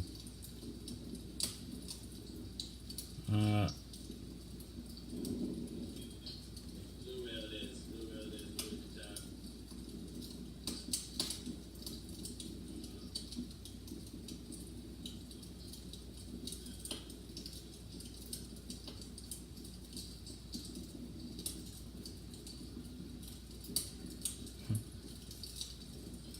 Okay,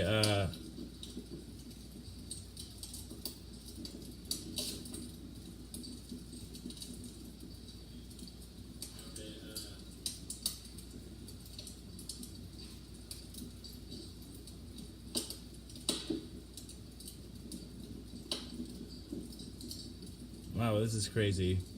What nation waited 395 years before returning 20,000 Korean noses its soldiers cut off in a 1597 invasion?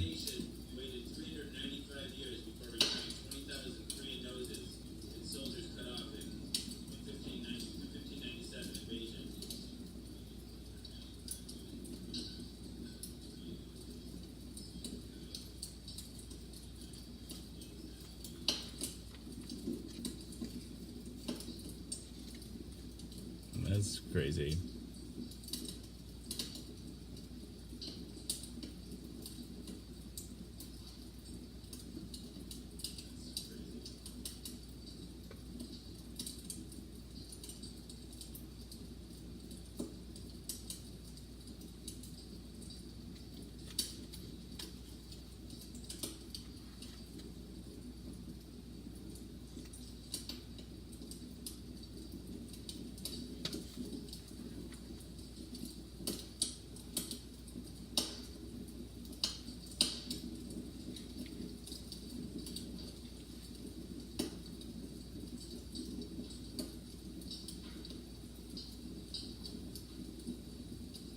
What? What constant star was the standard for second magnitude brightness until astronomers discovered its brightness varied over time? That's a tough one. What constant star was the standard for second magnitude brightness until astronomers I shouldn't even ask that one. Varied over time.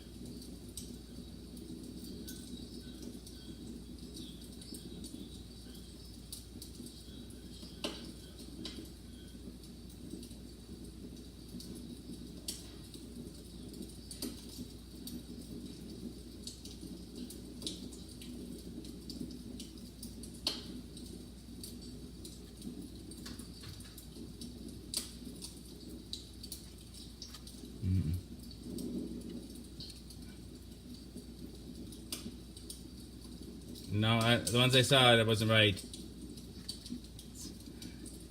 Polaris. No, the ones I saw, that wasn't right. Polaris.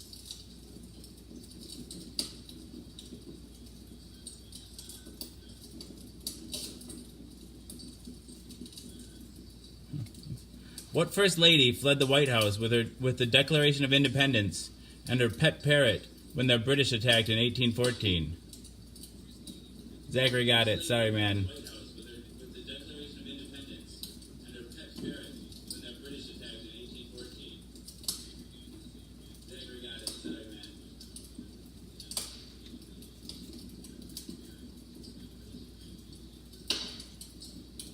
Oh, Japan. Sorry. Japan. Anybody get that one? I'm terrible at this. Oh, Japan. Sorry. Japan. Anybody get that one? I'm terrible at this.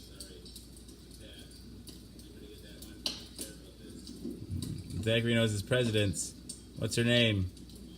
Hey, Angela, good to see you. Zachary knows his presidents. What's her name? Hey, Angela, good to see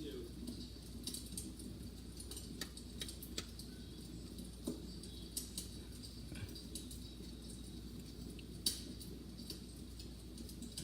Love you too. Good guess as any.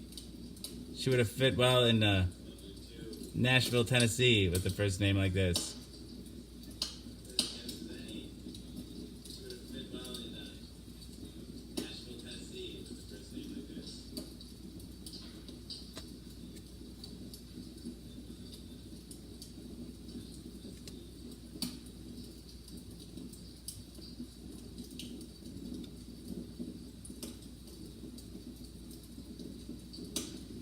Nope. Minnie P, that's a good guess. No. Eula May, nope.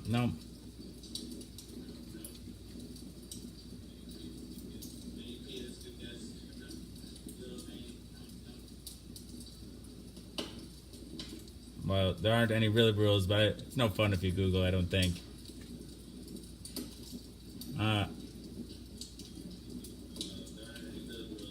I'm sure. one person couldn't resist the urge at least once. It's Dolly. Her name's Dolly Madison.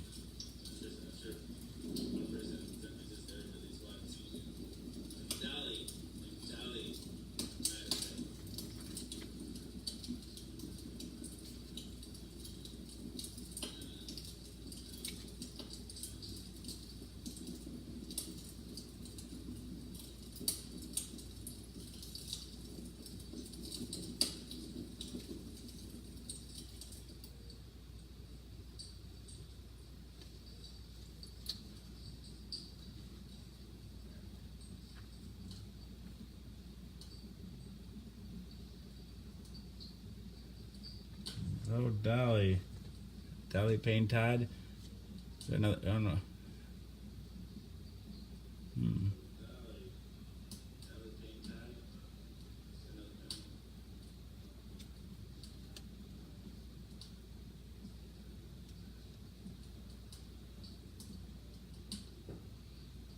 What discarded car parts can't be landfilled because they eventually bob to the surface?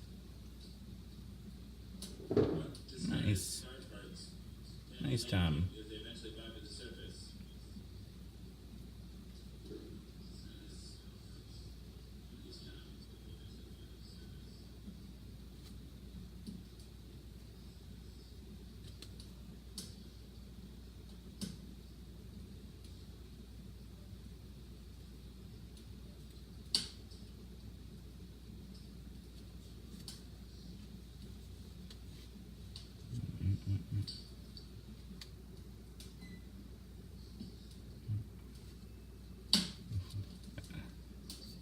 I'm not a doctor.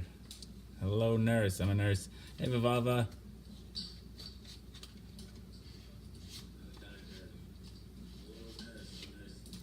Good night, good night. Sleep tight.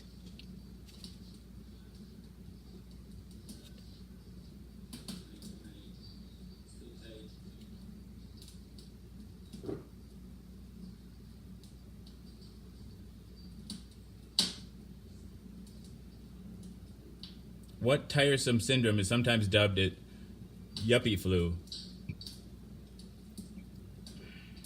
What tiresome syndrome is sometimes dubbed it yuppie flu?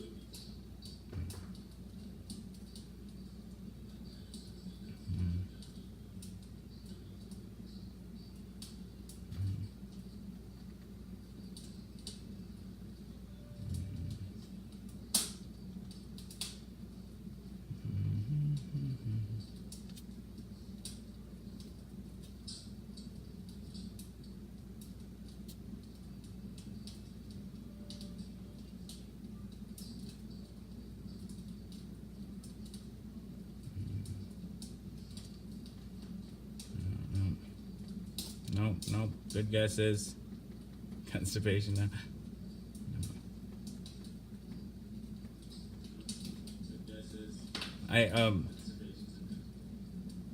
There has been some pretty promising treatments of this illness that involve boosting a certain type of B cell. So I forget, like it helped like 80 or some percentage of patients.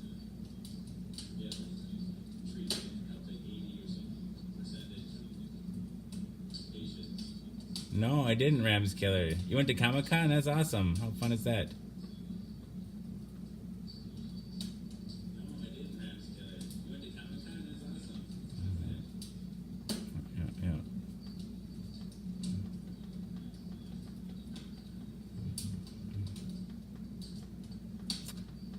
Chronic fatigue syndrome. Chronic fatigue syndrome. Chronic fatigue syndrome. Chronic fatigue syndrome. Of course, this is true. What Supreme Court justice performed Rush Limbaugh's wedding ceremony? What Supreme Court justice performed Rush Limbaugh's wedding ceremony? Who else? And people worry that Supreme Court's too partisan. His wife also is the head of the Tea Party. What Supreme Court justice performed Rush Limbaugh's wedding ceremony? I'll have to check it out, Rams Killer. What Supreme Court justice performed Rush Limbaugh's wedding ceremony? Check it out, Rams Killer.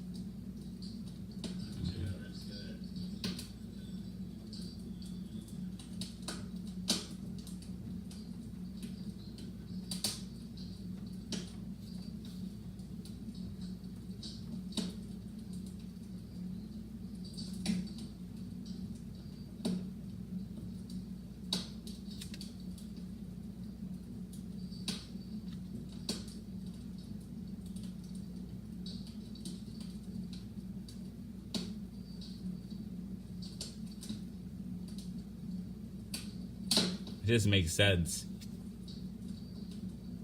It just makes. I would have guessed this.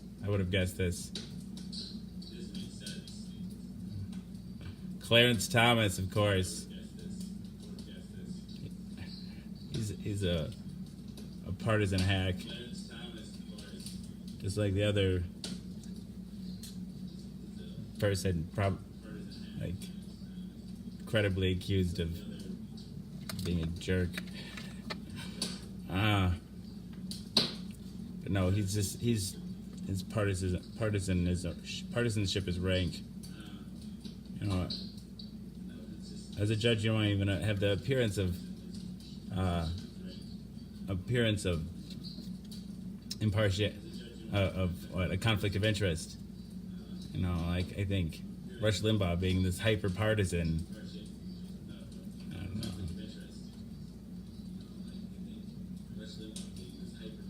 Again, his wife, he's married to the lady that's like funded so much in the Tea Party. Which itself, it's like, it's all just so dirty.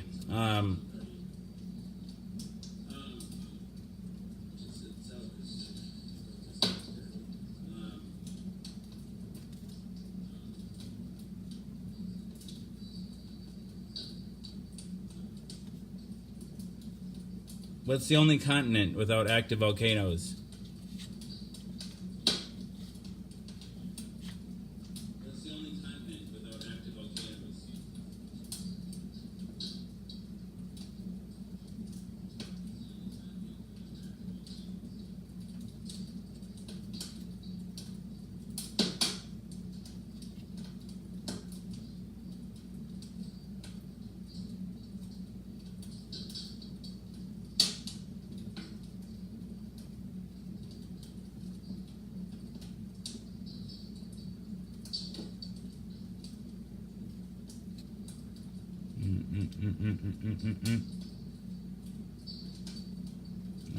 Nope.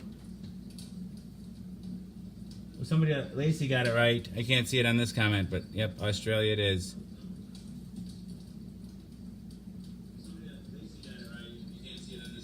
What U.S. president was related to 5 former presidents by blood and 6 by marriage? What U.S. president was related to 5 former presidents by blood and 6 by marriage? Weird, isn't it?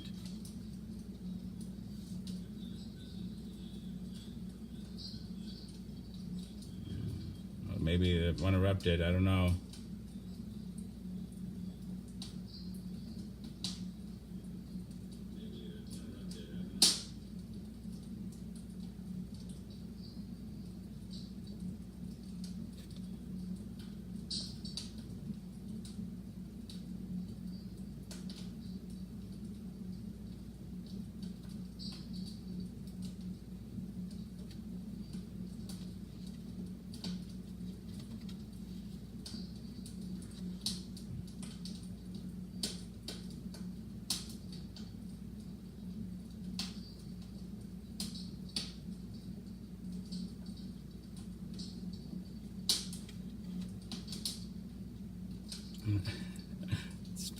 FDR it is. Oh, I need a break.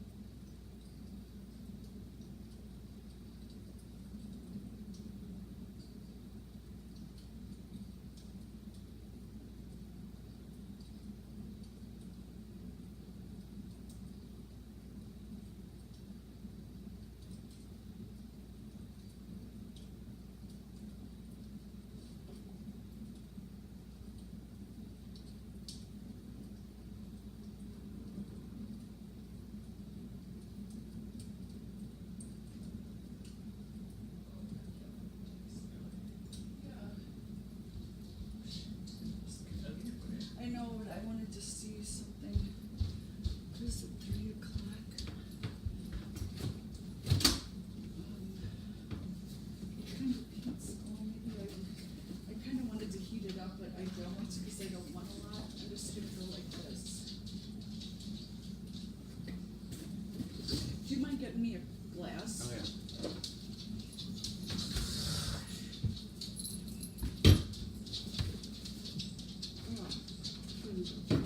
Oh, shoot.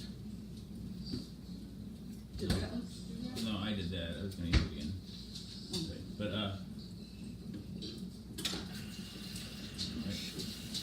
I'll leave Sophie out here. she sleeps good in there. I know. Well, no, it sounded like she wasn't wanting to eat. I was looking to see if I had chocolate.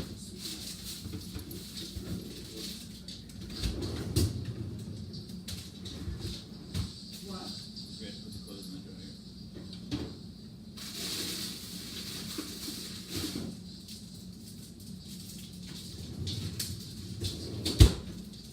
Do you double check there's no dishes left in that bedroom? Yeah, I know there's that cup, that glass in there.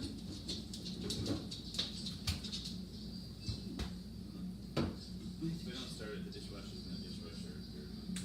Well, why don't you start it? Well, they're not quick. I guess they will. There's a lot of space in there. Well, there's a couple dishes in the dish. What about We these? got those bowls there, so I can do those. No, Sophia's outside too. Hold on. If I let her out, will you let her back in?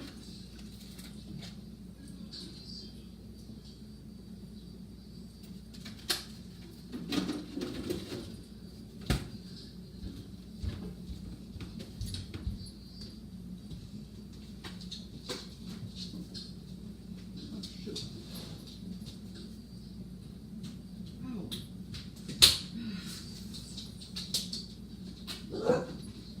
Sophie, don't step in anything. Fuck.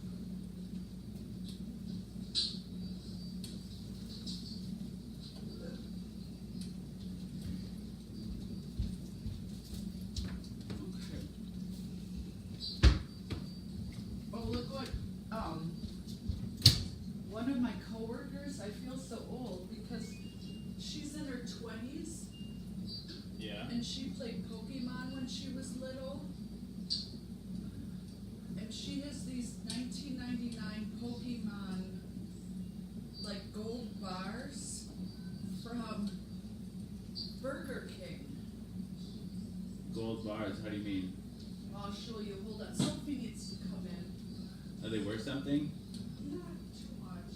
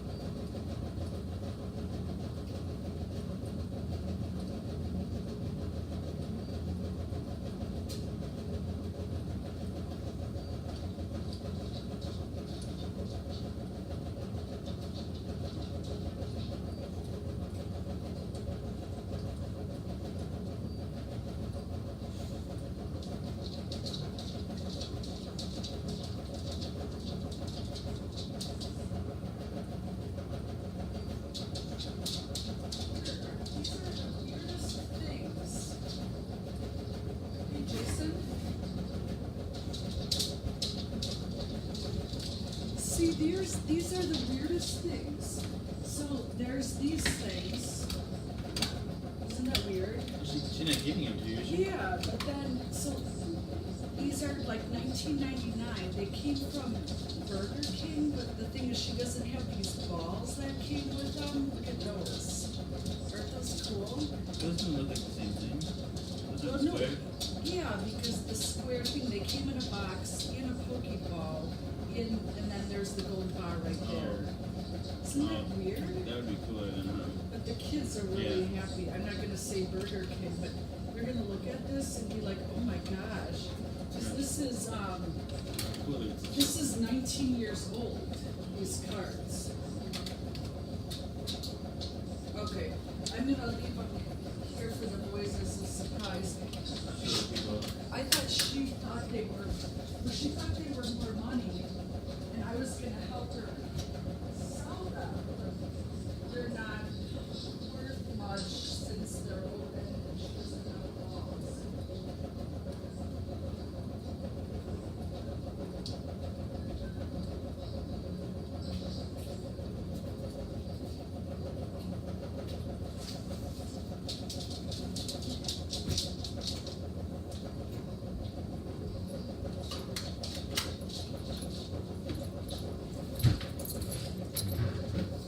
These originally came in Pokeballs, I guess.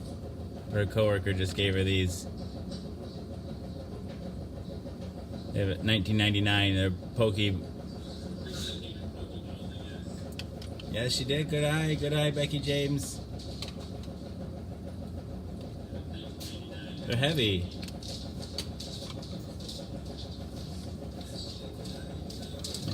They're heavy. I don't know what they're made out of.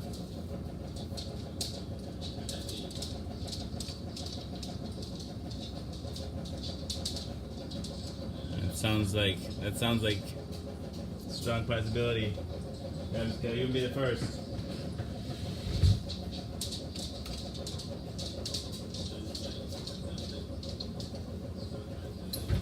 Laura said they'd be worth more if they came inside a Pokeball. Like they originally came in a Pokeball.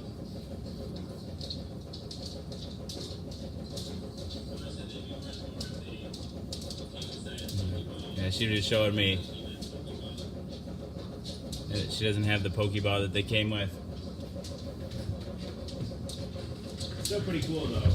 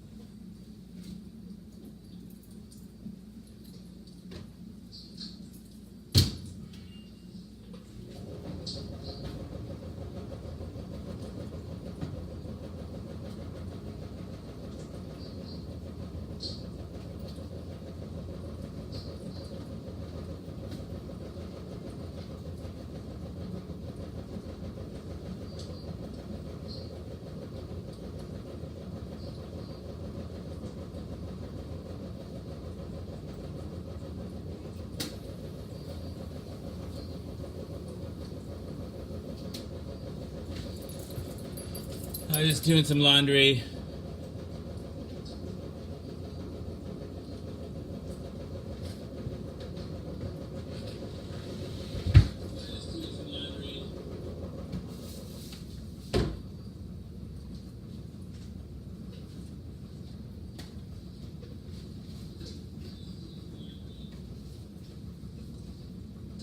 I'm gonna go clean up the dog poop quick.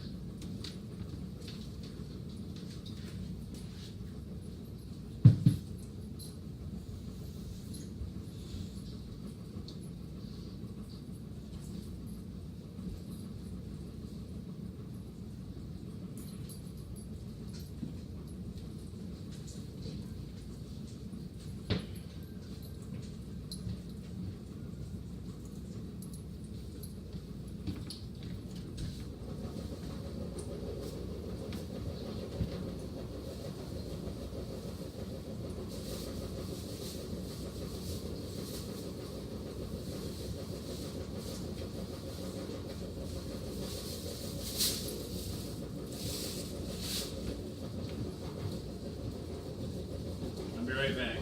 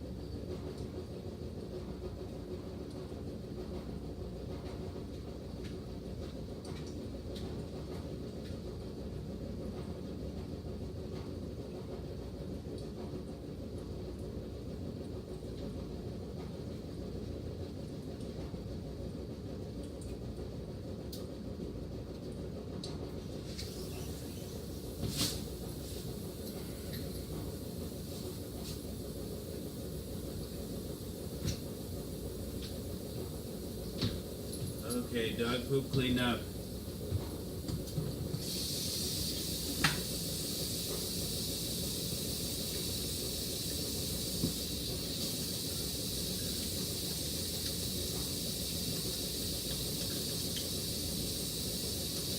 Oh, congratulations, Rams Killer. Good for you.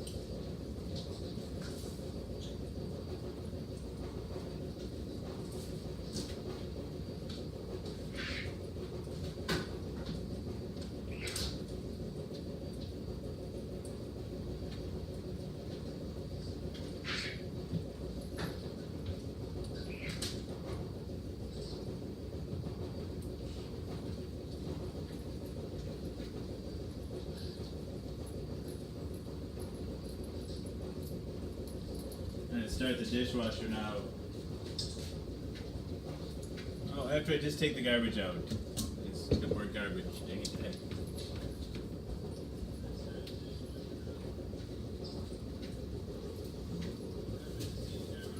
Almost out of garbage bags.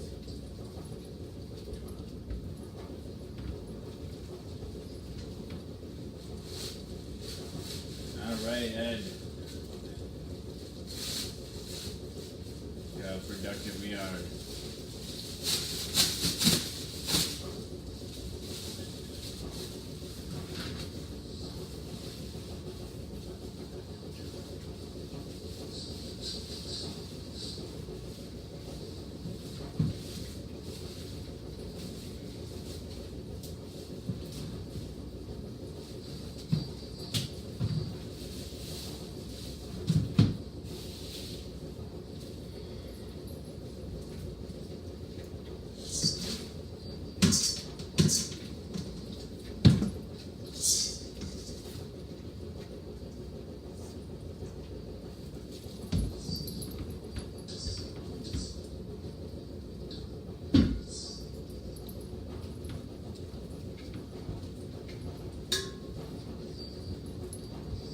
Yo, Johnny Mosh.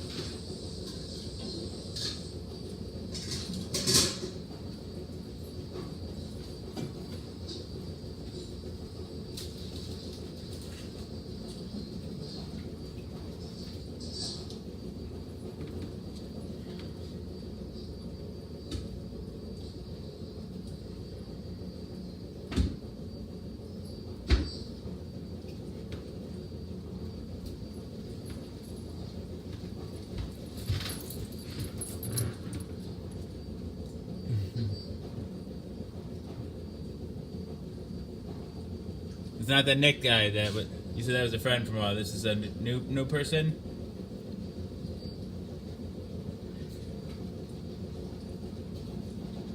Yeah. Don't, as long as he doesn't have an evil heart and he has a good heart.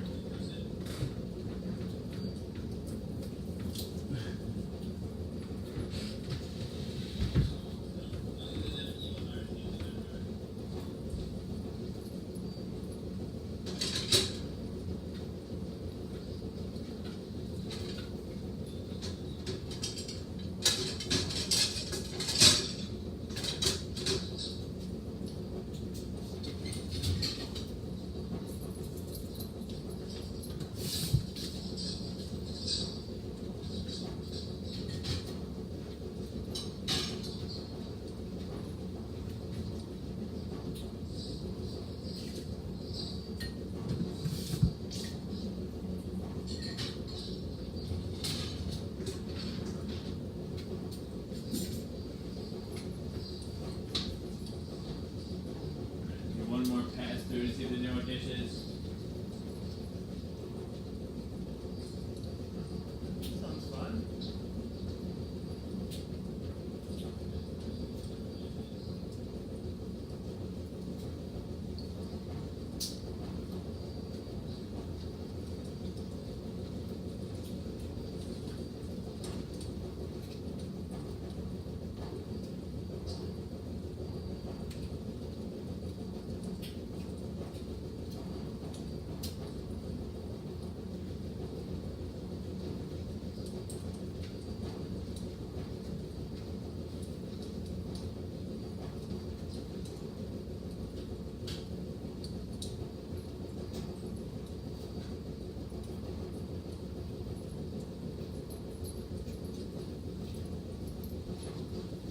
It does cause a lot of conflicts, that Turner. I agree with that.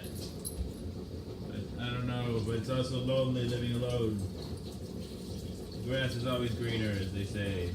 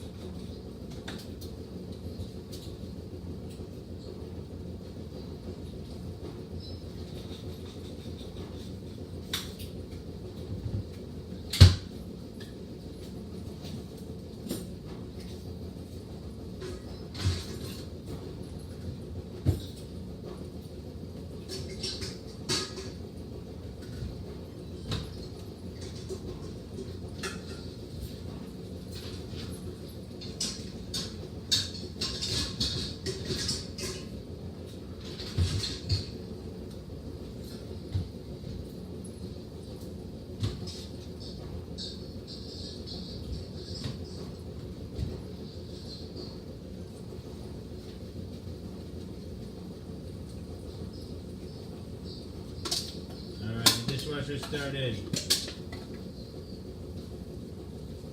Dog poop cleaned up.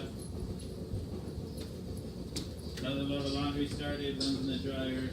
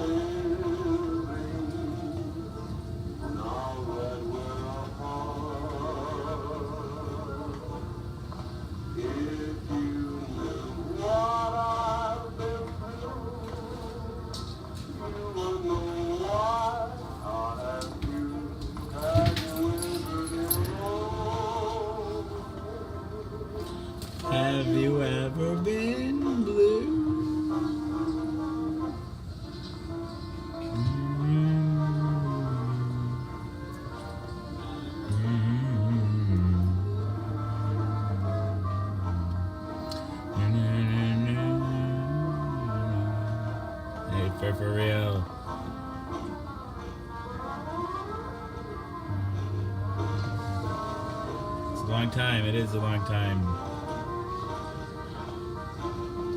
I'm going on 12 years myself.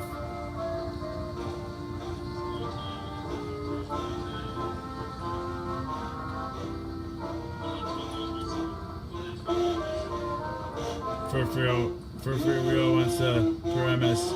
So people often wonder what the show is about. The premise is deceptively simple. I gotta do the song actually. Maybe a little bit actually.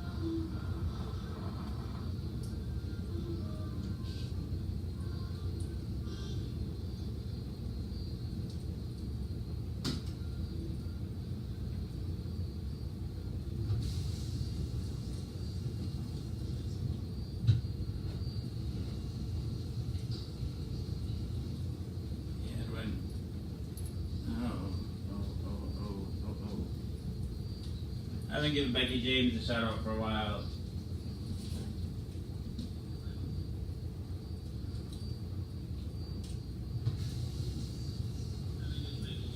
Becky James, we love you! Becky James, we love you. Becky James, I love you. Becky James. Becky James, I love you.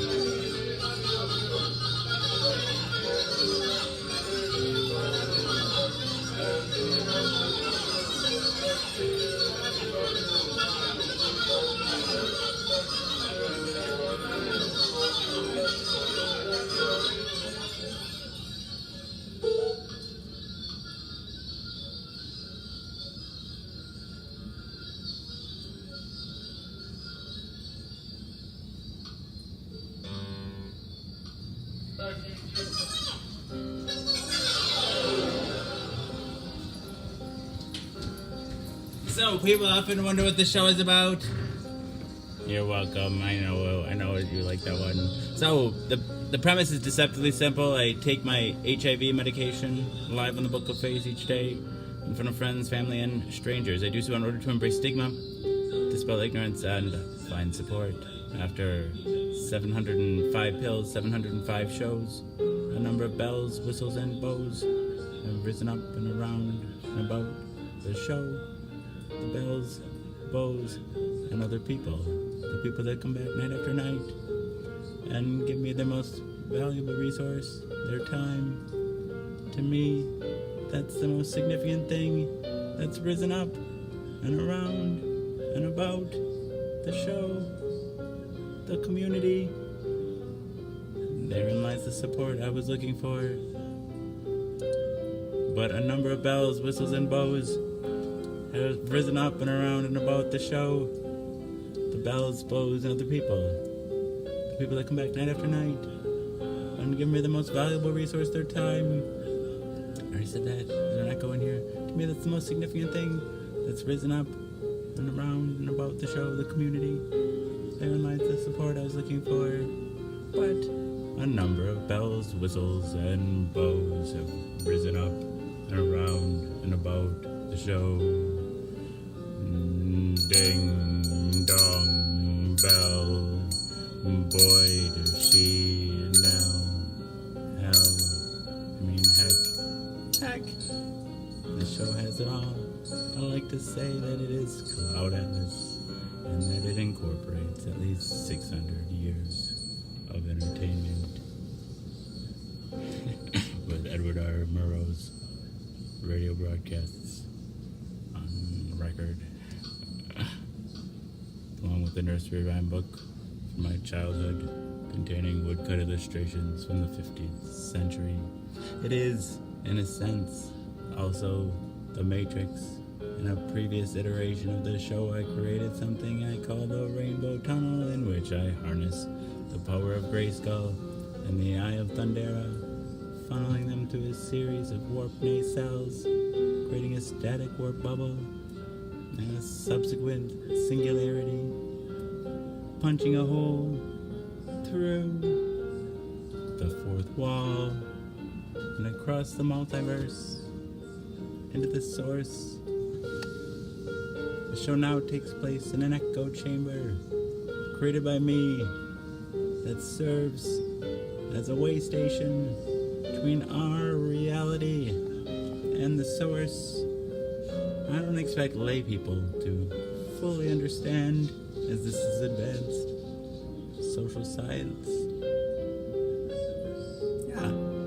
So the show is also like an old-timey variety show, Carol Burnett style, mixed with a merry melody of Looney Tunes and a measure of Mork and Mindy, and a dash of Mr. Ed, and two doses of Alice in Wonderland, a helping of Hee-Haw, heaps of Benny Hill, a hint of the Highlander, tons of the Twilight Zone, a tincture of Teen Wolf, an ounce of Oz,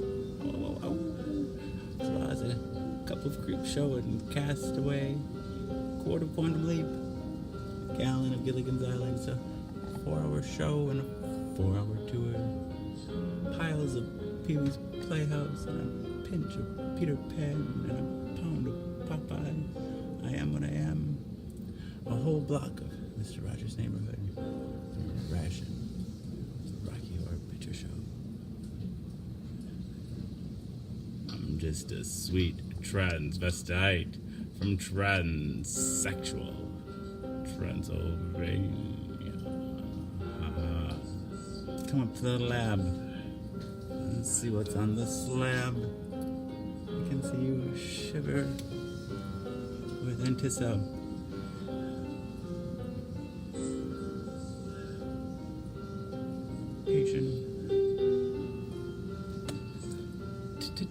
Touch me. I wanna be dirty. Thrill me. Chill me. Fill me.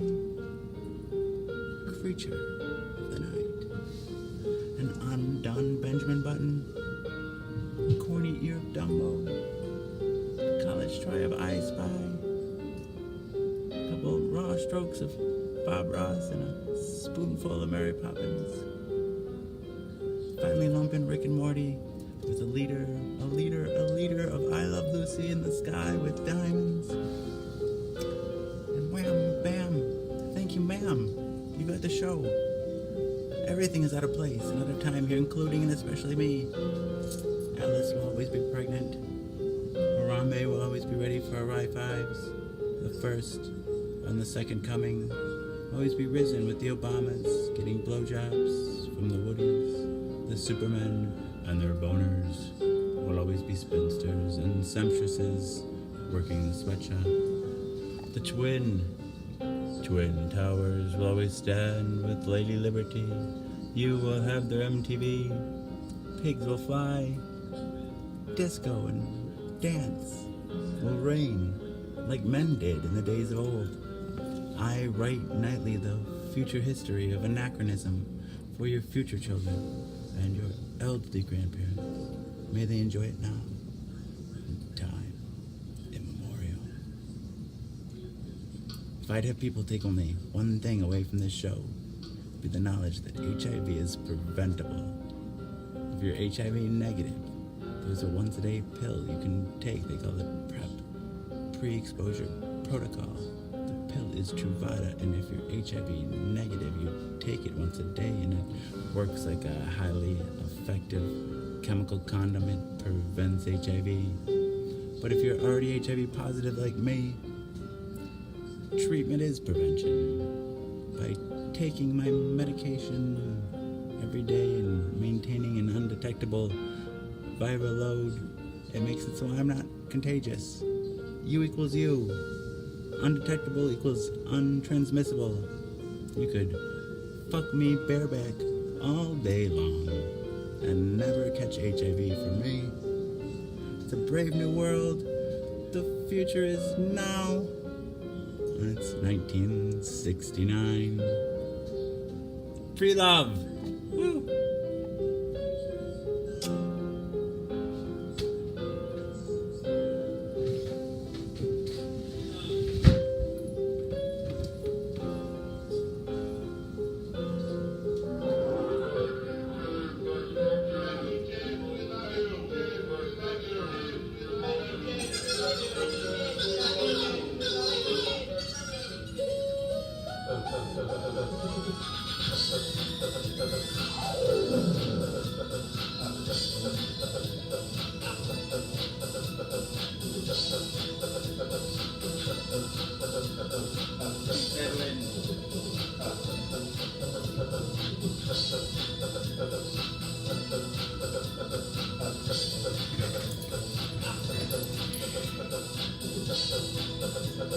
Maybe we should do a little. Maybe we should read a little bit now.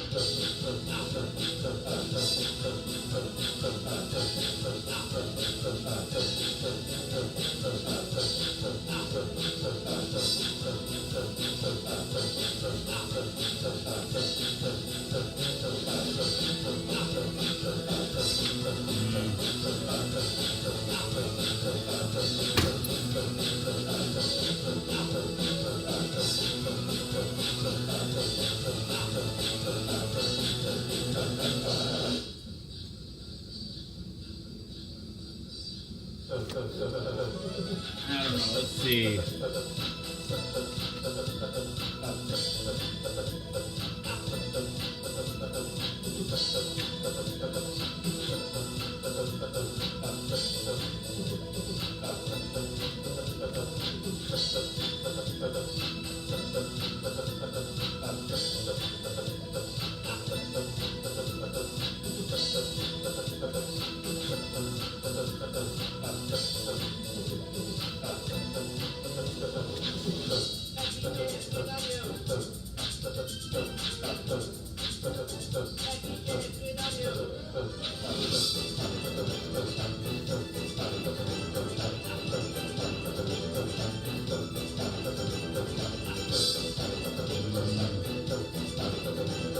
I don't know. We read most of the good ones already.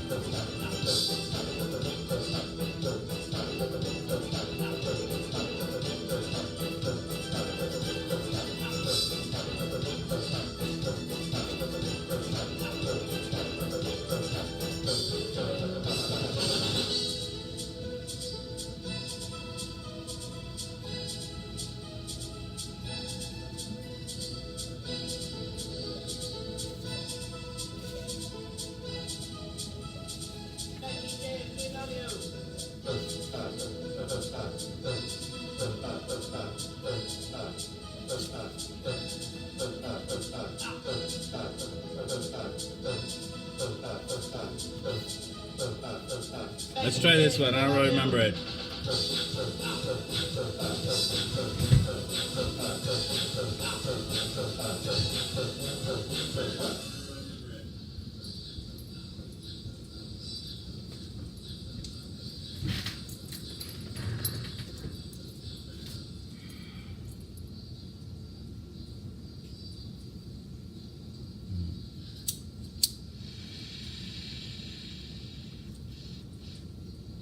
Can't say I understand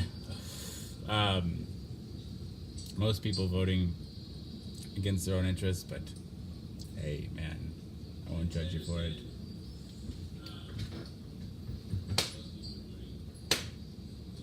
Pretty much, I don't know. There's some policies that are against everybody's interest.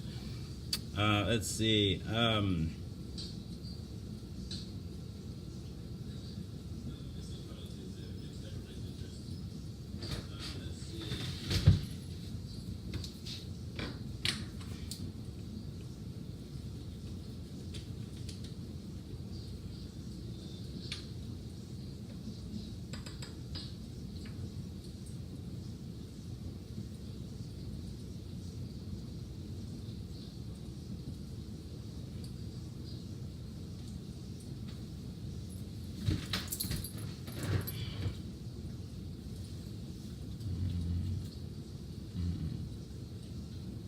I bet I do, Rams Killer. Alright, I can read that, I guess. Alright, let's have engage in a little communion first, though.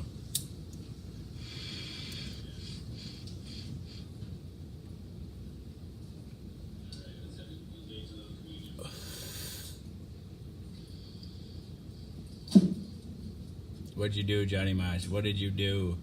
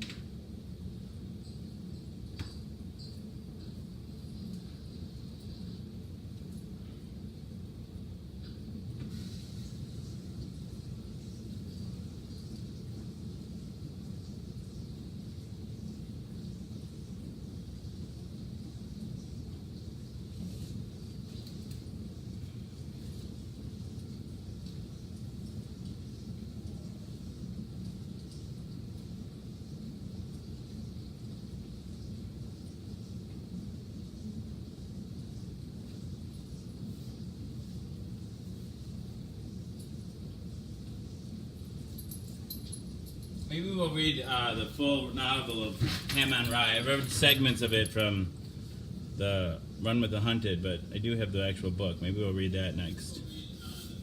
It's one of Charles Bukowski's novels. Not yet, Remska. I'll check after the show. Let's see. I'm curious, though. I'll check after the story. I didn't see it in Dangnation. Let's see.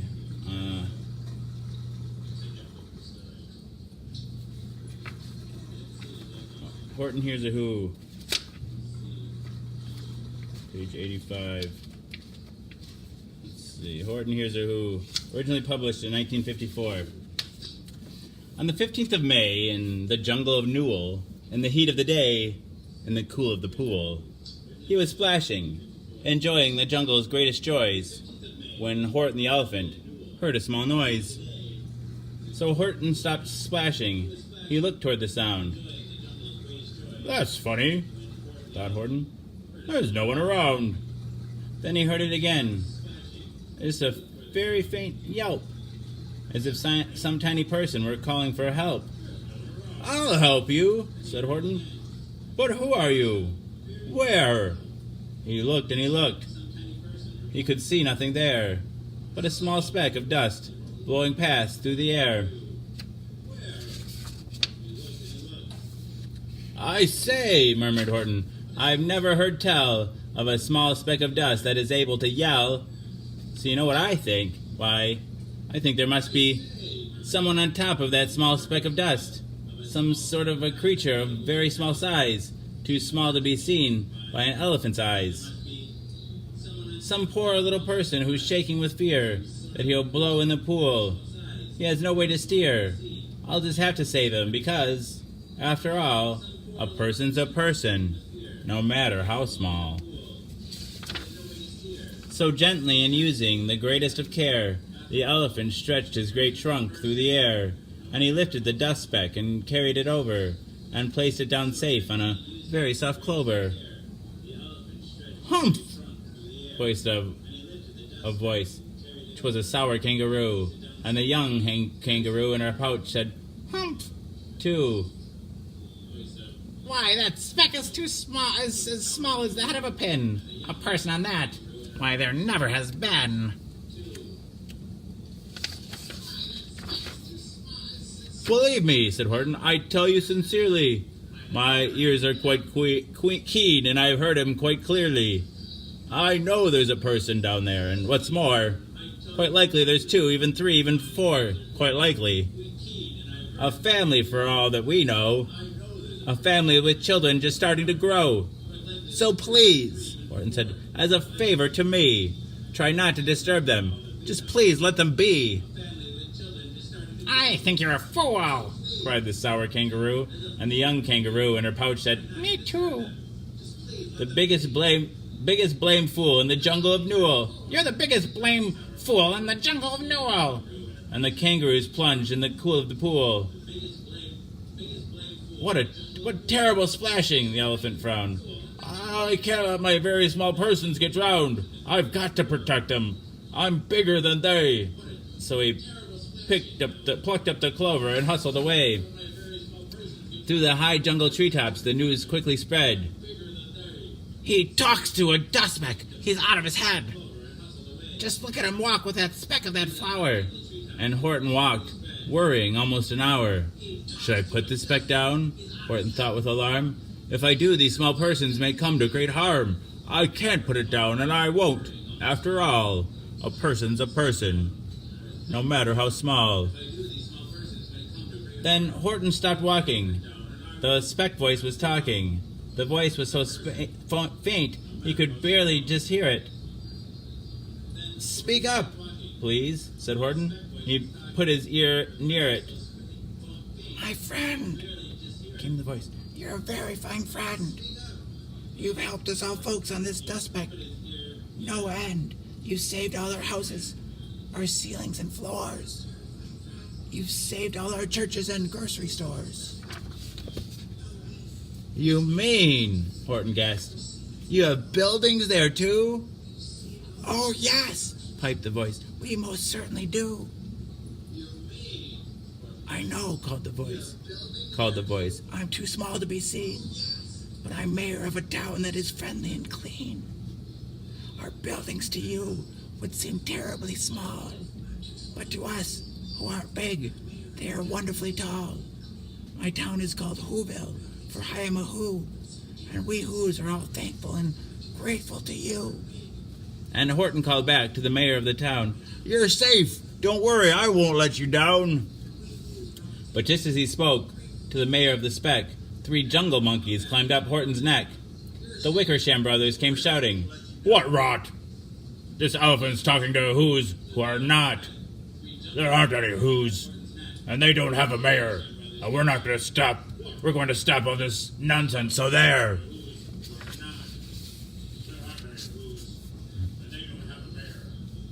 They snatched Horton's clover. They carried it off to a black-bottomed eagle named Vladikov, a mighty strong eagle, a very swift wing, and they said, Will you kindly get rid of this thing?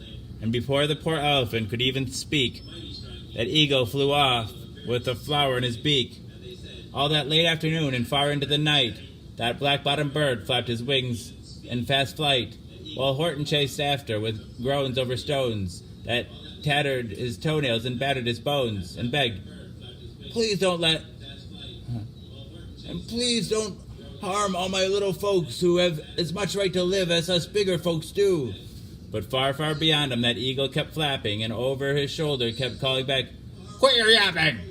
I'll fly through the night. I'm a bird. I don't mind it. I'll hide this tomorrow where y'all never find it." At 6:56 the next morning, he did. It sure was a terrible place that he hid it. He let that small clover drop somewhere inside of a great patch of clovers 100 miles wide. "Fine that," sneered the bird, "but I think you'll fail." And he left with a flip of his black-bottomed tail. "I'll find it," cried Horton. "I'll find it or bust. I shall find my friends on my small speck of dust." And clover by clover with care, he picked up and searched them and called, "Are you there?"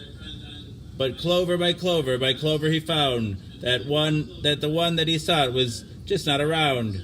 And by noon, poor old Horton, more dead than alive, had picked, searched, and piled up 9,005. Then on through the afternoon, hour after hour, till he found them at last on the 3,000,000th flower. "My friends," cried the elephant, "tell me, do tell. Are you safe? Are you sound? Are you whole? Are you well?" From down in the speck came the voice of the mayor. We've really had trouble. Much more than our share. When that black-bottomed birdie let go and we dropped, we landed so hard that our clocks have all stopped. Our teapots are broken, our rocking chair smashed, and our bicycle tires all blew up when we crashed. So Horton, please, Pleaded the voice of the mayors. will you stick by us? Whose? While we're making repairs. "Of course," Horton answered. "Of course I will stick. I'll stick by you small folks through thick and through thin and through thick." Humph! Humped a voice. "For almost 2 days you run wild and insisted on chatting with persons who've never existed. Such carrying on in our peaceable jungle. We've had quite enough of your bellowing bungle. And I'm here to state," snapped the big kangaroo, "that your silly nonsensical game is all through." And the young kangaroo in her pouch said, "Me too." With the help of the Wickersham brothers and dozens of Wickersham uncles and Wickersham cousins and Wickersham in-laws, whose help I've engaged. You're going to be roped and you're going to be caged. And as for your dustback, ha! That we shall boil in a hot steaming kettle of bezelnut oil. "Boil it?" gasped Horton. "Oh, that you can't do. It's all full of persons. They'll prove it to you." "Mr. Mayor," Horton called. "Mr. Mayor, you've got to prove now that you really are there. So call a big meeting, get everyone out. Make every who holler, make every who shout, make every who scream. If you don't, every who is going to end up in a bezelnut stew." And down in the dustback, the scared little mayor quick called a big meeting in the Whoville town square, and his people cried loudly. They cried out in fear. We are here. We are here. We are here. The elephant smiled. That was clear as a bell. You kangaroo surely heard that very well. "All I heard," snapped the big kangaroo, "was the breeze and the faint noise of wind through the far distant trees. I heard no small voices, and you didn't either." And the young kangaroo in her pouch said, "Me neither." "Grab him," they shouted, "and cage the big dope. Lasso his stomach with 10 miles of rope. Tie the knots tight so that he'll never shake loose. Then dunk that dumb speck in the bezelnut juice." Horton fought back with great vigor and vim, but the Wickersham gang was too many for him. They beat him, they mauled him, they started to haul him into his cage, but he managed to call to the mayor, "Don't give up. I believe in you all. A person's a person, no matter how small. And you very small persons will not have to die if you make yourselves heard. So come on now and try." I think this book is about voter registration, I think. The mayor grabbed a tom-tom. He started to smack it. And all over Whoville, whooped up a racket. They rattled tin kettles. They beat on brass pans. They created a mob and mobbed the Supreme Court. On garbage pail tops and old cranberry cans, they blew on bazookas and blasted great toots. On clarinets, oompas, and boompas, and flutes. Great gusts of loud racket rang high through the air. They rattled and shook the whole sky, and the mayor called up through the howling mad hullabaloo. Hey, Horton, how's this? Is our sound coming through? And Horton called back, I can hear you just fine, but the kangaroo's ears aren't as strong, quite as mine. They don't hear a thing. Are you sure all your boys are doing the best? Are they all making noise? Are you sure every who down in Whoville is working? Quick, look through your town. Is there anyone shirking? Through the town rushed the mayor from the east to the west, but everyone seemed to be doing his best. Everyone seemed to be yapping or yipping. Everybody seemed to be beeping or bopping or bipping. But it wasn't enough, all this ruckus and roar. He had to find someone to help him make more. He raced through each building. He searched floor to floor. And just as he felt as he was getting nowhere and almost about to give up in despair, he suddenly burst through a door, and that mayor discovered one shirker quite hidden away in the Fairfax Apartments, Apartments 12J. A very small shirker named Jojo was standing and bouncing a yo-yo, not making a sound, not a yip, not a chirp. And the mayor rushed inside and grabbed the young twerp, and he climbed with the lad up the Eiffelberg Tower. This, cried the mayor, is your town's darkest hour, the time for all who have blood that is red, to come to the aid of their country, he said. We've got to make noises in greater amounts, so open your mouth, lad, for every voice counts. Thus he spoke as he climbed. When he got to the top, the lad cleared his throat, and he shouted out, Yap! And that yap, that one small extra yap, put it over. Finally, at last, from that speck on that clover, their voices were heard. They rang out clear and clean, and the elephant smiled. Do you see what I mean? They proved they are persons, no matter how small, and their whole world was saved by the smallest of all. How true, yes, how true, said the big kangaroo. And from now on, you know what I'm planning to do? From now on, I'm going to protect them with you. And the young kangaroo in her pouch said, Me too. From sun in the summer, from rain when it's fallish, I'm going to protect them no matter how smallish. Even the young ones. All right. Yeah, that's definitely about voter registration. No, every person's a person, no matter how small. Make your voice heard.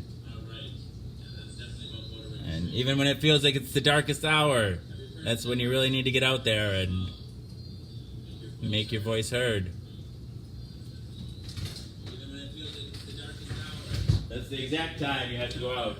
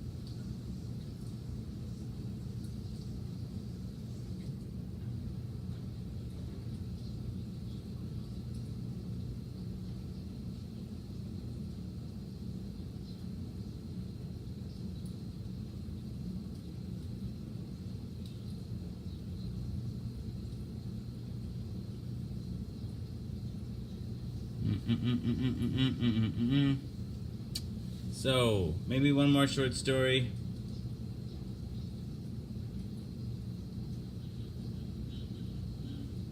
Maybe we can read the first chapter of Ham on Rye.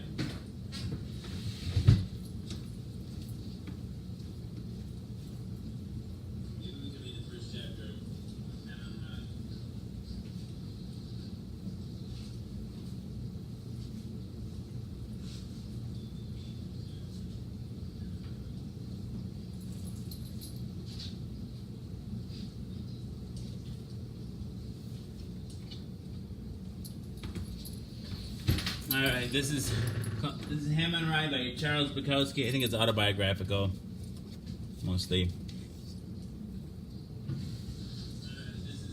All right. Ham on Rye, Chapter 1. The first thing I remember is being under something. It was a table. I saw a table leg. I saw the legs of the people and a portion of the tablecloth hanging down. It was dark under there. I liked being under there.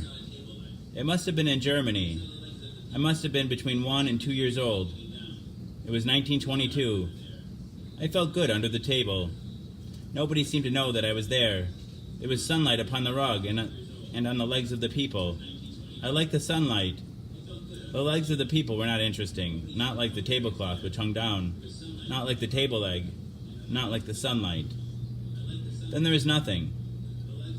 Then a Christmas tree, candles, bird ornaments, birds with small berry branches in their beaks, a star, 2 large people fighting, screaming, people eating, always people eating.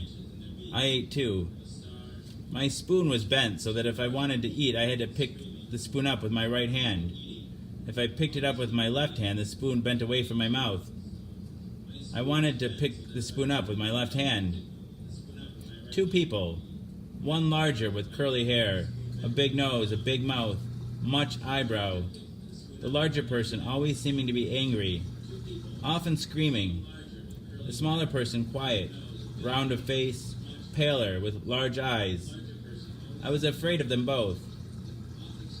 Sometimes there was a third, a fat one who wore dresses with lace at the throat.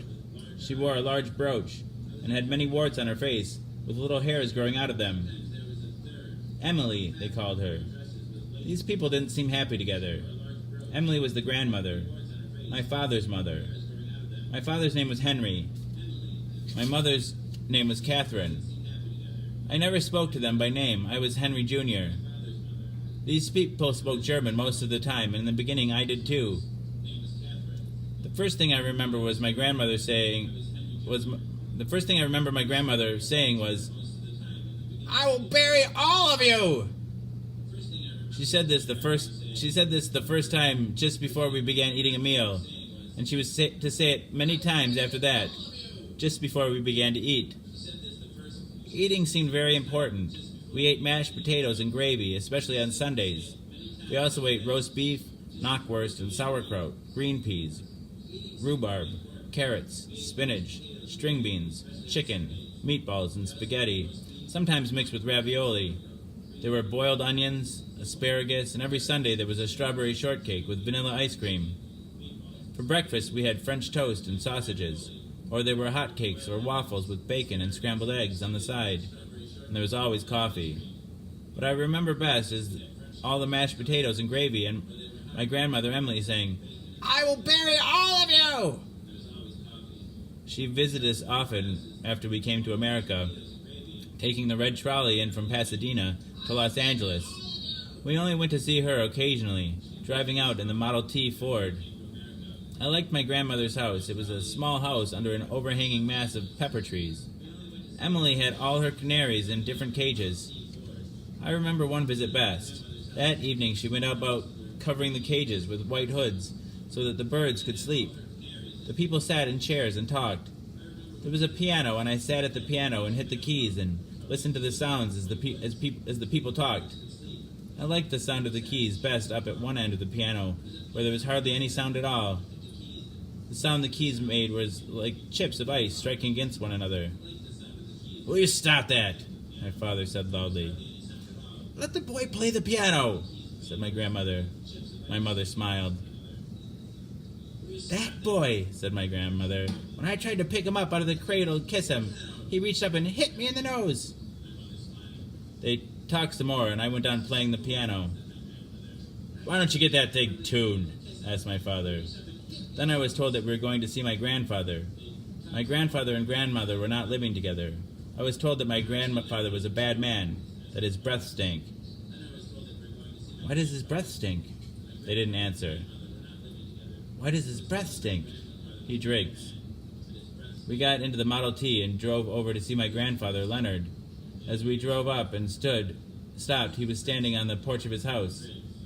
He was old but stood very straight. He had been an officer in Germany and had come to America when he had heard that the streets were paved with gold. They weren't, so he became the head of a construction firm. The other people didn't get out of the car. Grandfather wiggled a finger at me. Somebody opened a door and climbed out and walked toward him. His hair was pure white and long, and his beard was pure white and long. And as I got closer, I saw that his eyes were brilliant, like blue lights watching me. I stopped a little distance away from him. Henry, he said, you and I, we know each other. Come into the house. He held out his hand. As I got closer, I could smell the stink of his breath. It was very strong, but he was the most beautiful man I had ever seen, and I wasn't afraid. I went into his house with him. He led me to a chair. Sit down, please. I'm very happy to see you. He went into another room, then came out with a little tin box. It's for you. Open it. I had trouble with the lid. I couldn't open the box. Here, he said. Let me have it. He loosened the lid and handed the tin box back to me. I lifted the lid, and here was this cross. A German cross with a ribbon. Oh, no, I said. You keep it. It's yours, he said. It's just a gummy badge. Thank you. You better go now. They will be worried. All right. Goodbye. Goodbye, Henry. No, wait. I stopped. He reached into a small front pocket of his pants with a couple of fingers and tugged out at a long gold chain with his other hand. Then he handed me his gold pocket watch with the chain. Thank you, Grandfather. They were waiting outside, and I got into the Model T, and we drove off.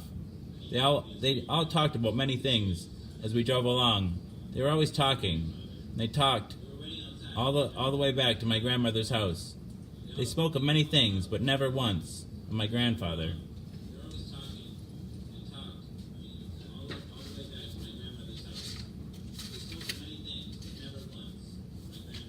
All right, Chapter 2. Well, it is getting to the end of the show.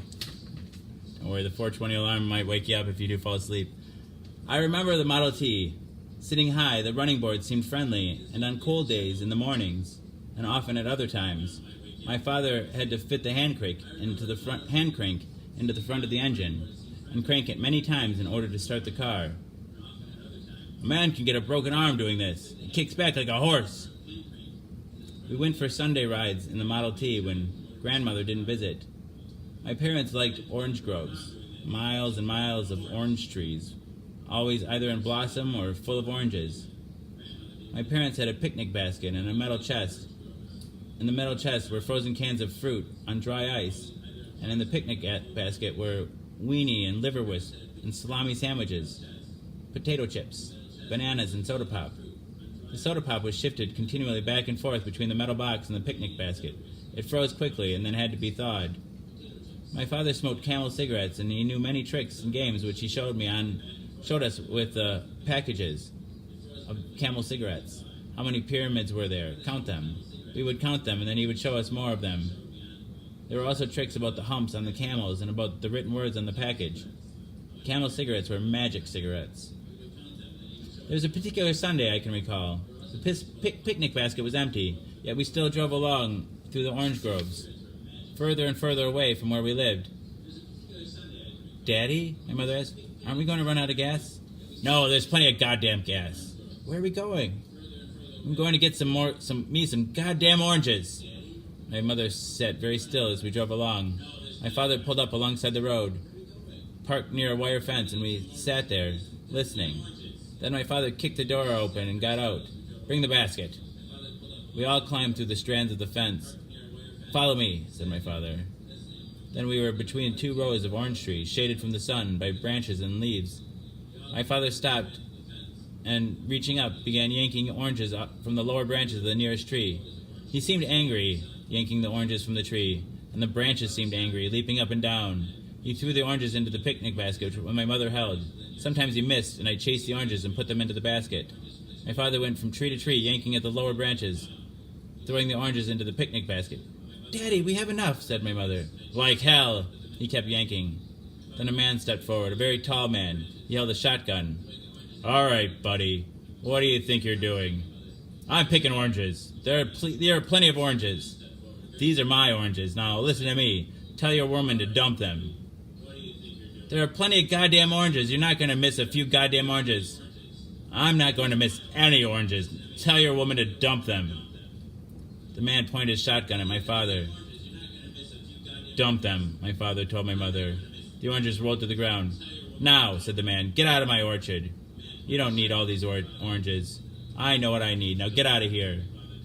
Guys like you ought to be hung. I'm the law here. Now move." The man raised his shotgun again. My father turned and began walking out of the orange grove. We followed him, and the man trailed us. Then we got into the car, but it was one of those times when it wouldn't start. My father got out of the car to crank it. He cranked it twice, and it wouldn't start. My father was beginning to sweat. The man stood at the edge of the road. "Get that goddamn cracker box started," he said. My father got ready to twist the crank again. "We're not on your property. We can stay out here as long as we goddamn please. Like hell, get that thing out of here and fast." My father cranked the engine again. It sputtered, then stopped. My mother sat with the empty picnic box on her lap. I was afraid to look at the man. My father whirled the crank again, and the engine started. He leaped into the car and began working the levers on the steering wheel. "Don't come back," said the man, "or next time it might not go so easy for you." My father drove the Model T off. The man was still standing near the road. My father was driving very fast. Then he slowed the car and made a U-turn. He drove back to where the man had stood. The man was gone. We speeded back on the way out of the orange groves. "I'm coming back someday and get that bastard," said my father. "Daddy, we'll have a nice dinner tonight. What would you like?" My mother asked. "Pork chops," he answered. I had never seen him drive the car that fast.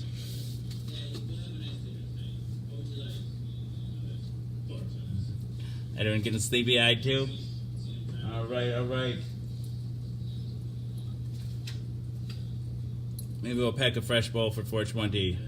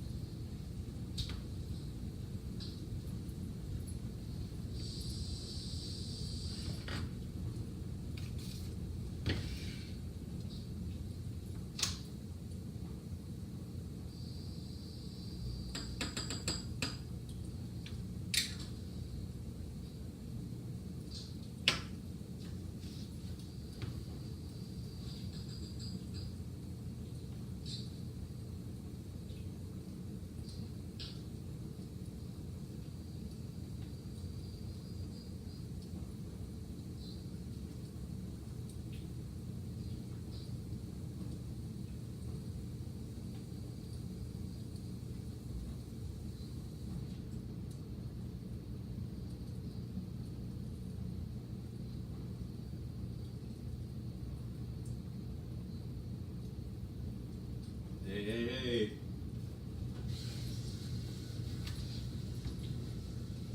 It's always 420 somewhere though, right? Let's see.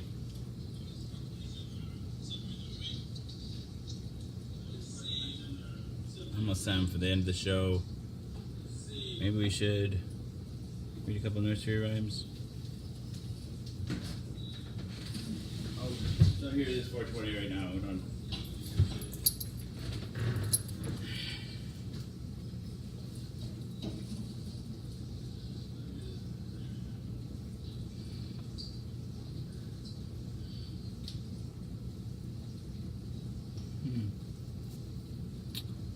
Psych. I still think Psych was, I really liked Psych. And then I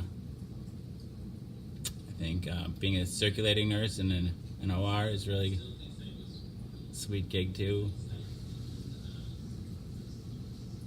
Anything where it's like your patient ratio is lower than just a recovery, like a normal medical wing in a hospital.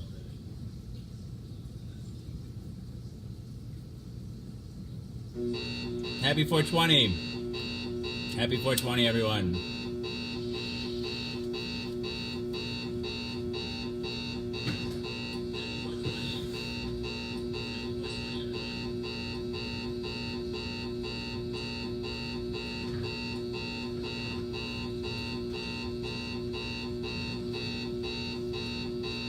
Happy 420.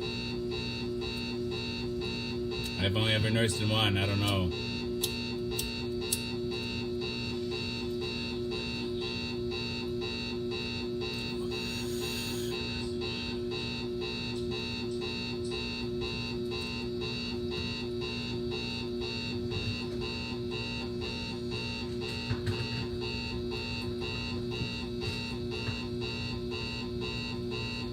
Happy 420, thank you, April.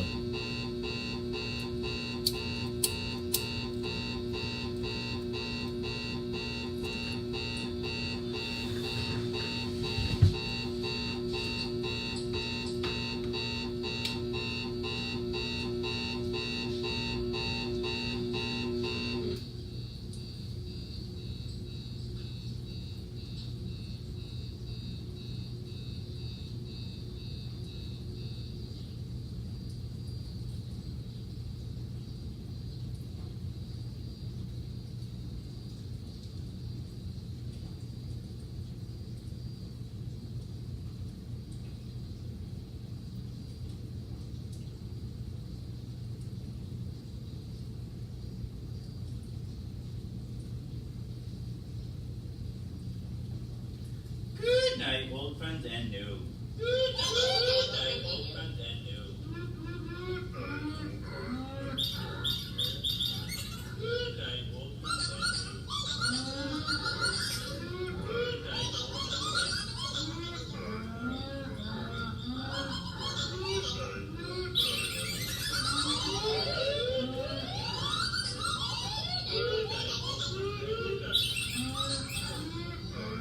Good night, old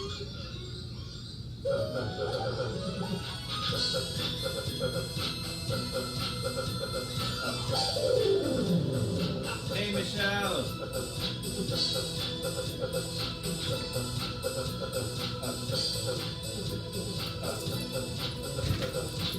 Oh boy, oh boy. Kind of hungry. Hey, Jarrett. Came in just in time for the end. Let's see. Just a little early to start the premise. Anybody have any last minute questions, concerns? Michelle Dutch, how are you? Good to see you. How are things in the Netherlands?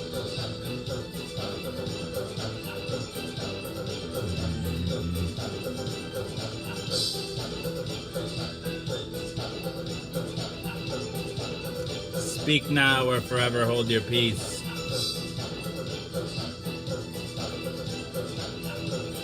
What's the question, Becky? What's the question? What are and concerns too, both.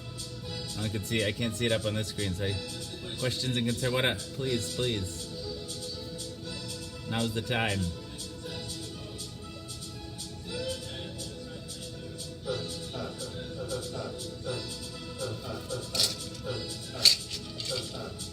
Thank you, April. Thank you. Well, 3 minutes, we'll start the last premise. Hopefully we'll have better words of the day tomorrow. Not fortuitous words. Alright.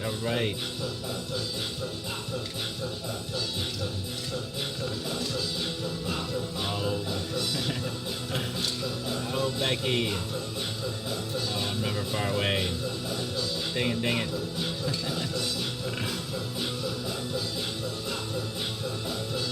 Plus there's reruns, Reruns. No. My goodness.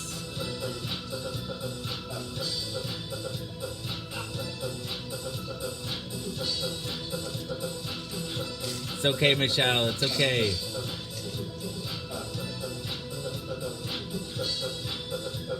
She's too sweet, right?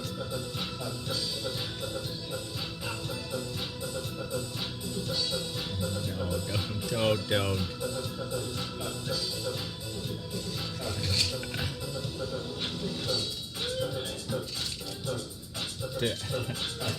I have to check in with you to make sure you're okay. I'll check in. It's not the same watching reruns. I don't know.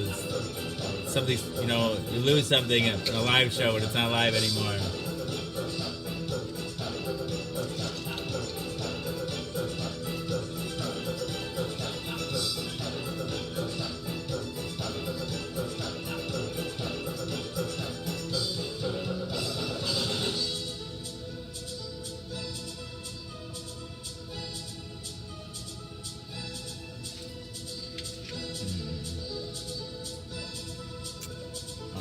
I love you too, Becky. I love you too.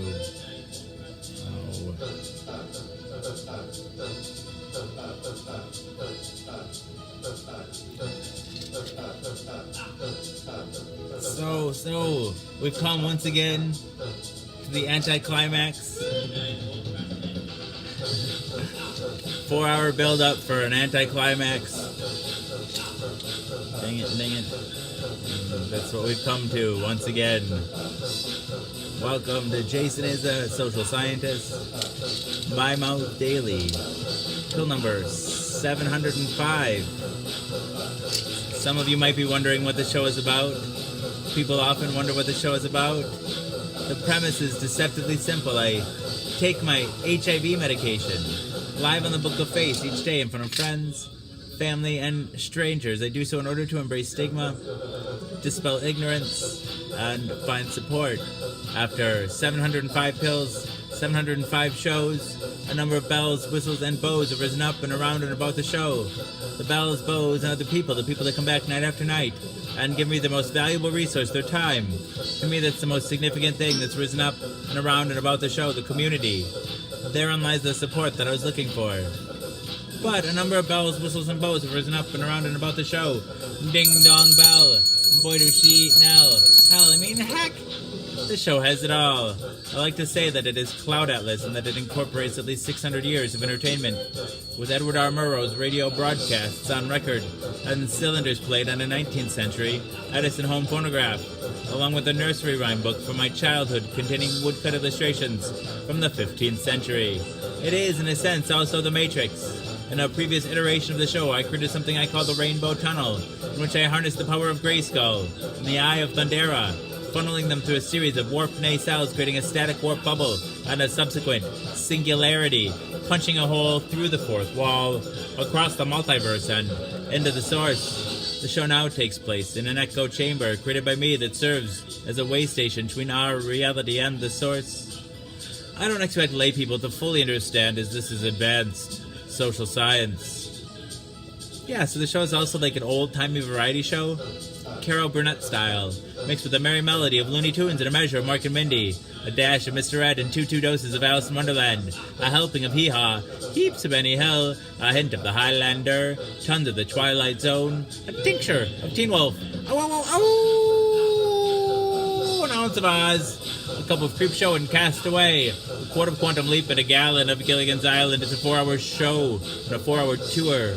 piles of Pee-wee's Playhouse, a pinch of Peter Pan, a pound of Popeye. I am what I am, a whole block of Mr. Rogers' Neighborhood and a ration of the Rocky Horror Picture Show. I'm just a sweet transvestite from transsexual Transylvania. Ha ha. Come up to the lab. See what's on the slab. I can see you shiver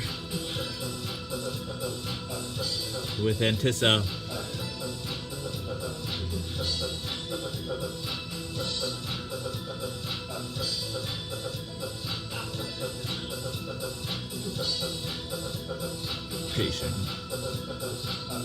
Touch me. I wanna be dirty. Thrill me. Chill me. Foam. Fill me. Creature of the night. An undone Benjamin Button. A corny ear of Dumbo. A college try of I Spy. A couple raw strokes of Bob Ross. A spoon full of Mary Poppins and the full Monty Python. Along with the Peter, I Love Lucy in the Sky with Diamonds and wham bam. Thank you, ma'am. You've got the show.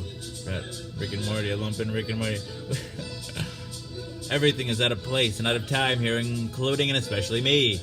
Alice will always be pregnant. Harambe will always be ready for her high fives. The first, on the second coming, will always be risen with the Obamas, getting blowjobs from the Woodies. The Supermen and their boners will always be spinsters and seamstresses working the sweatshop. The Twin Towers will always stand with Lady Liberty. You will have their MTV. Pigs will fly. Disco and dance will reign like men did in the days of old. I write nightly the future history of anachronism for your future children and your elderly grandparents. May they enjoy it now and time immemorial. If I'd have people take only one thing away from this show, it'd be the knowledge that HIV is preventable. If you're HIV negative, there's a once-a-day pill you can take. They call it PrEP, Pre-Exposure Protocol. The pill is Truvada, and if you're HIV negative, you take it once a day and it works like a highly effective chemical condom. It prevents HIV. But if you're already HIV positive like me, treatment is prevention. By taking my medication every day and maintaining an undetectable viral load, it makes it so I'm not contagious. U equals you. Undetectable equals untransmissible. You could fuck me bareback all day long and never catch HIV from me. It's a brave new world. The future is now, and it's 1969. Free love. Woo! Pill number. Thanks, Random Skillet. Pill number 705. Down the hatch. We are robot.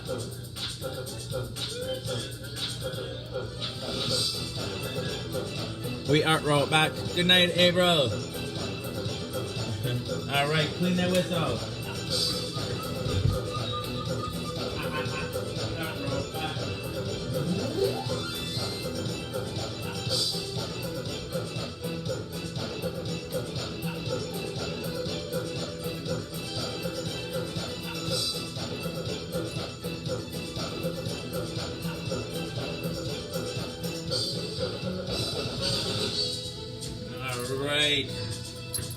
And this is the house that Jack built. This is the malt that lay in the house that Jack built. This is the rat that ate the malt that lay in the house that Jack built. This is the cat that killed the rat that ate the malt that lay in the house that Jack built. This is the dog that worried the cat that killed the rat that ate the malt that lay in the house that Jack built. This is the dog that's worried the cat that killed the rat that ate the malt that lay in the house that Jack built. This is the cow with the crumpled horn that tossed the dog that worried the cat that killed the rat that ate the malt that lay in the house that Jack built. This is the maiden, all forlorn, that milked the cow, that crumpled horn, that tossed the dog, that worried the cat, that killed the rat, that ate the malt, that lay in the house that Jack built. This is the man, all tattered and torn, that kissed the maiden, all forlorn, that milked the cow, that crumpled horn, that tossed the dog, that worried the cat, that killed the rat, that ate the malt, that lay in the house that Jack built. This is the priest, all shaven and shorn, that married the man, all tattered and torn, that kissed the maiden, all forlorn, that milked the cow, that crumpled horn, that tossed the dog, that worried the cat, that killed the rat, that ate the malt, that lay in the house that Jack built. This is the cock that crowed in the morn, that woke the priest, all shaven and shorn, that married the man, all tattered and torn, that kissed the maiden, all forlorn, that milked the cow, that crumpled horn, that tossed the dog, that worried the cat, that killed the rat, that ate the malt, that lay in the house that Jack built. This is the farmer that sowed the corn, that fed the cock, that crowed in the morn, that woke the priest, all shaven and shorn, that married the man, all tattered and torn, that kissed the maiden, all forlorn, that milked the cow, that crumpled horn, that tossed the dog, that worried the cat, that killed the rat, that ate the malt, that lay in the house that Jack built. Good night, Edwin. Oh, I love you, man. Good night, Rams Killer. April, I love you all. Thank you all for being here. Oh, I had a really good time tonight. Oh, it's been fun here lately. I don't know, it's like, I was having a down time for a little bit, but I don't know, everybody's been really kind, so thank you, I love you all. It's been good. Alright. I feel like I'm back on the horse a little bit. Alright, come back tomorrow. I'll have more ideas for you, and you'll have things you'll want to talk about, and so will I. Good night, good night, good night. I love you all.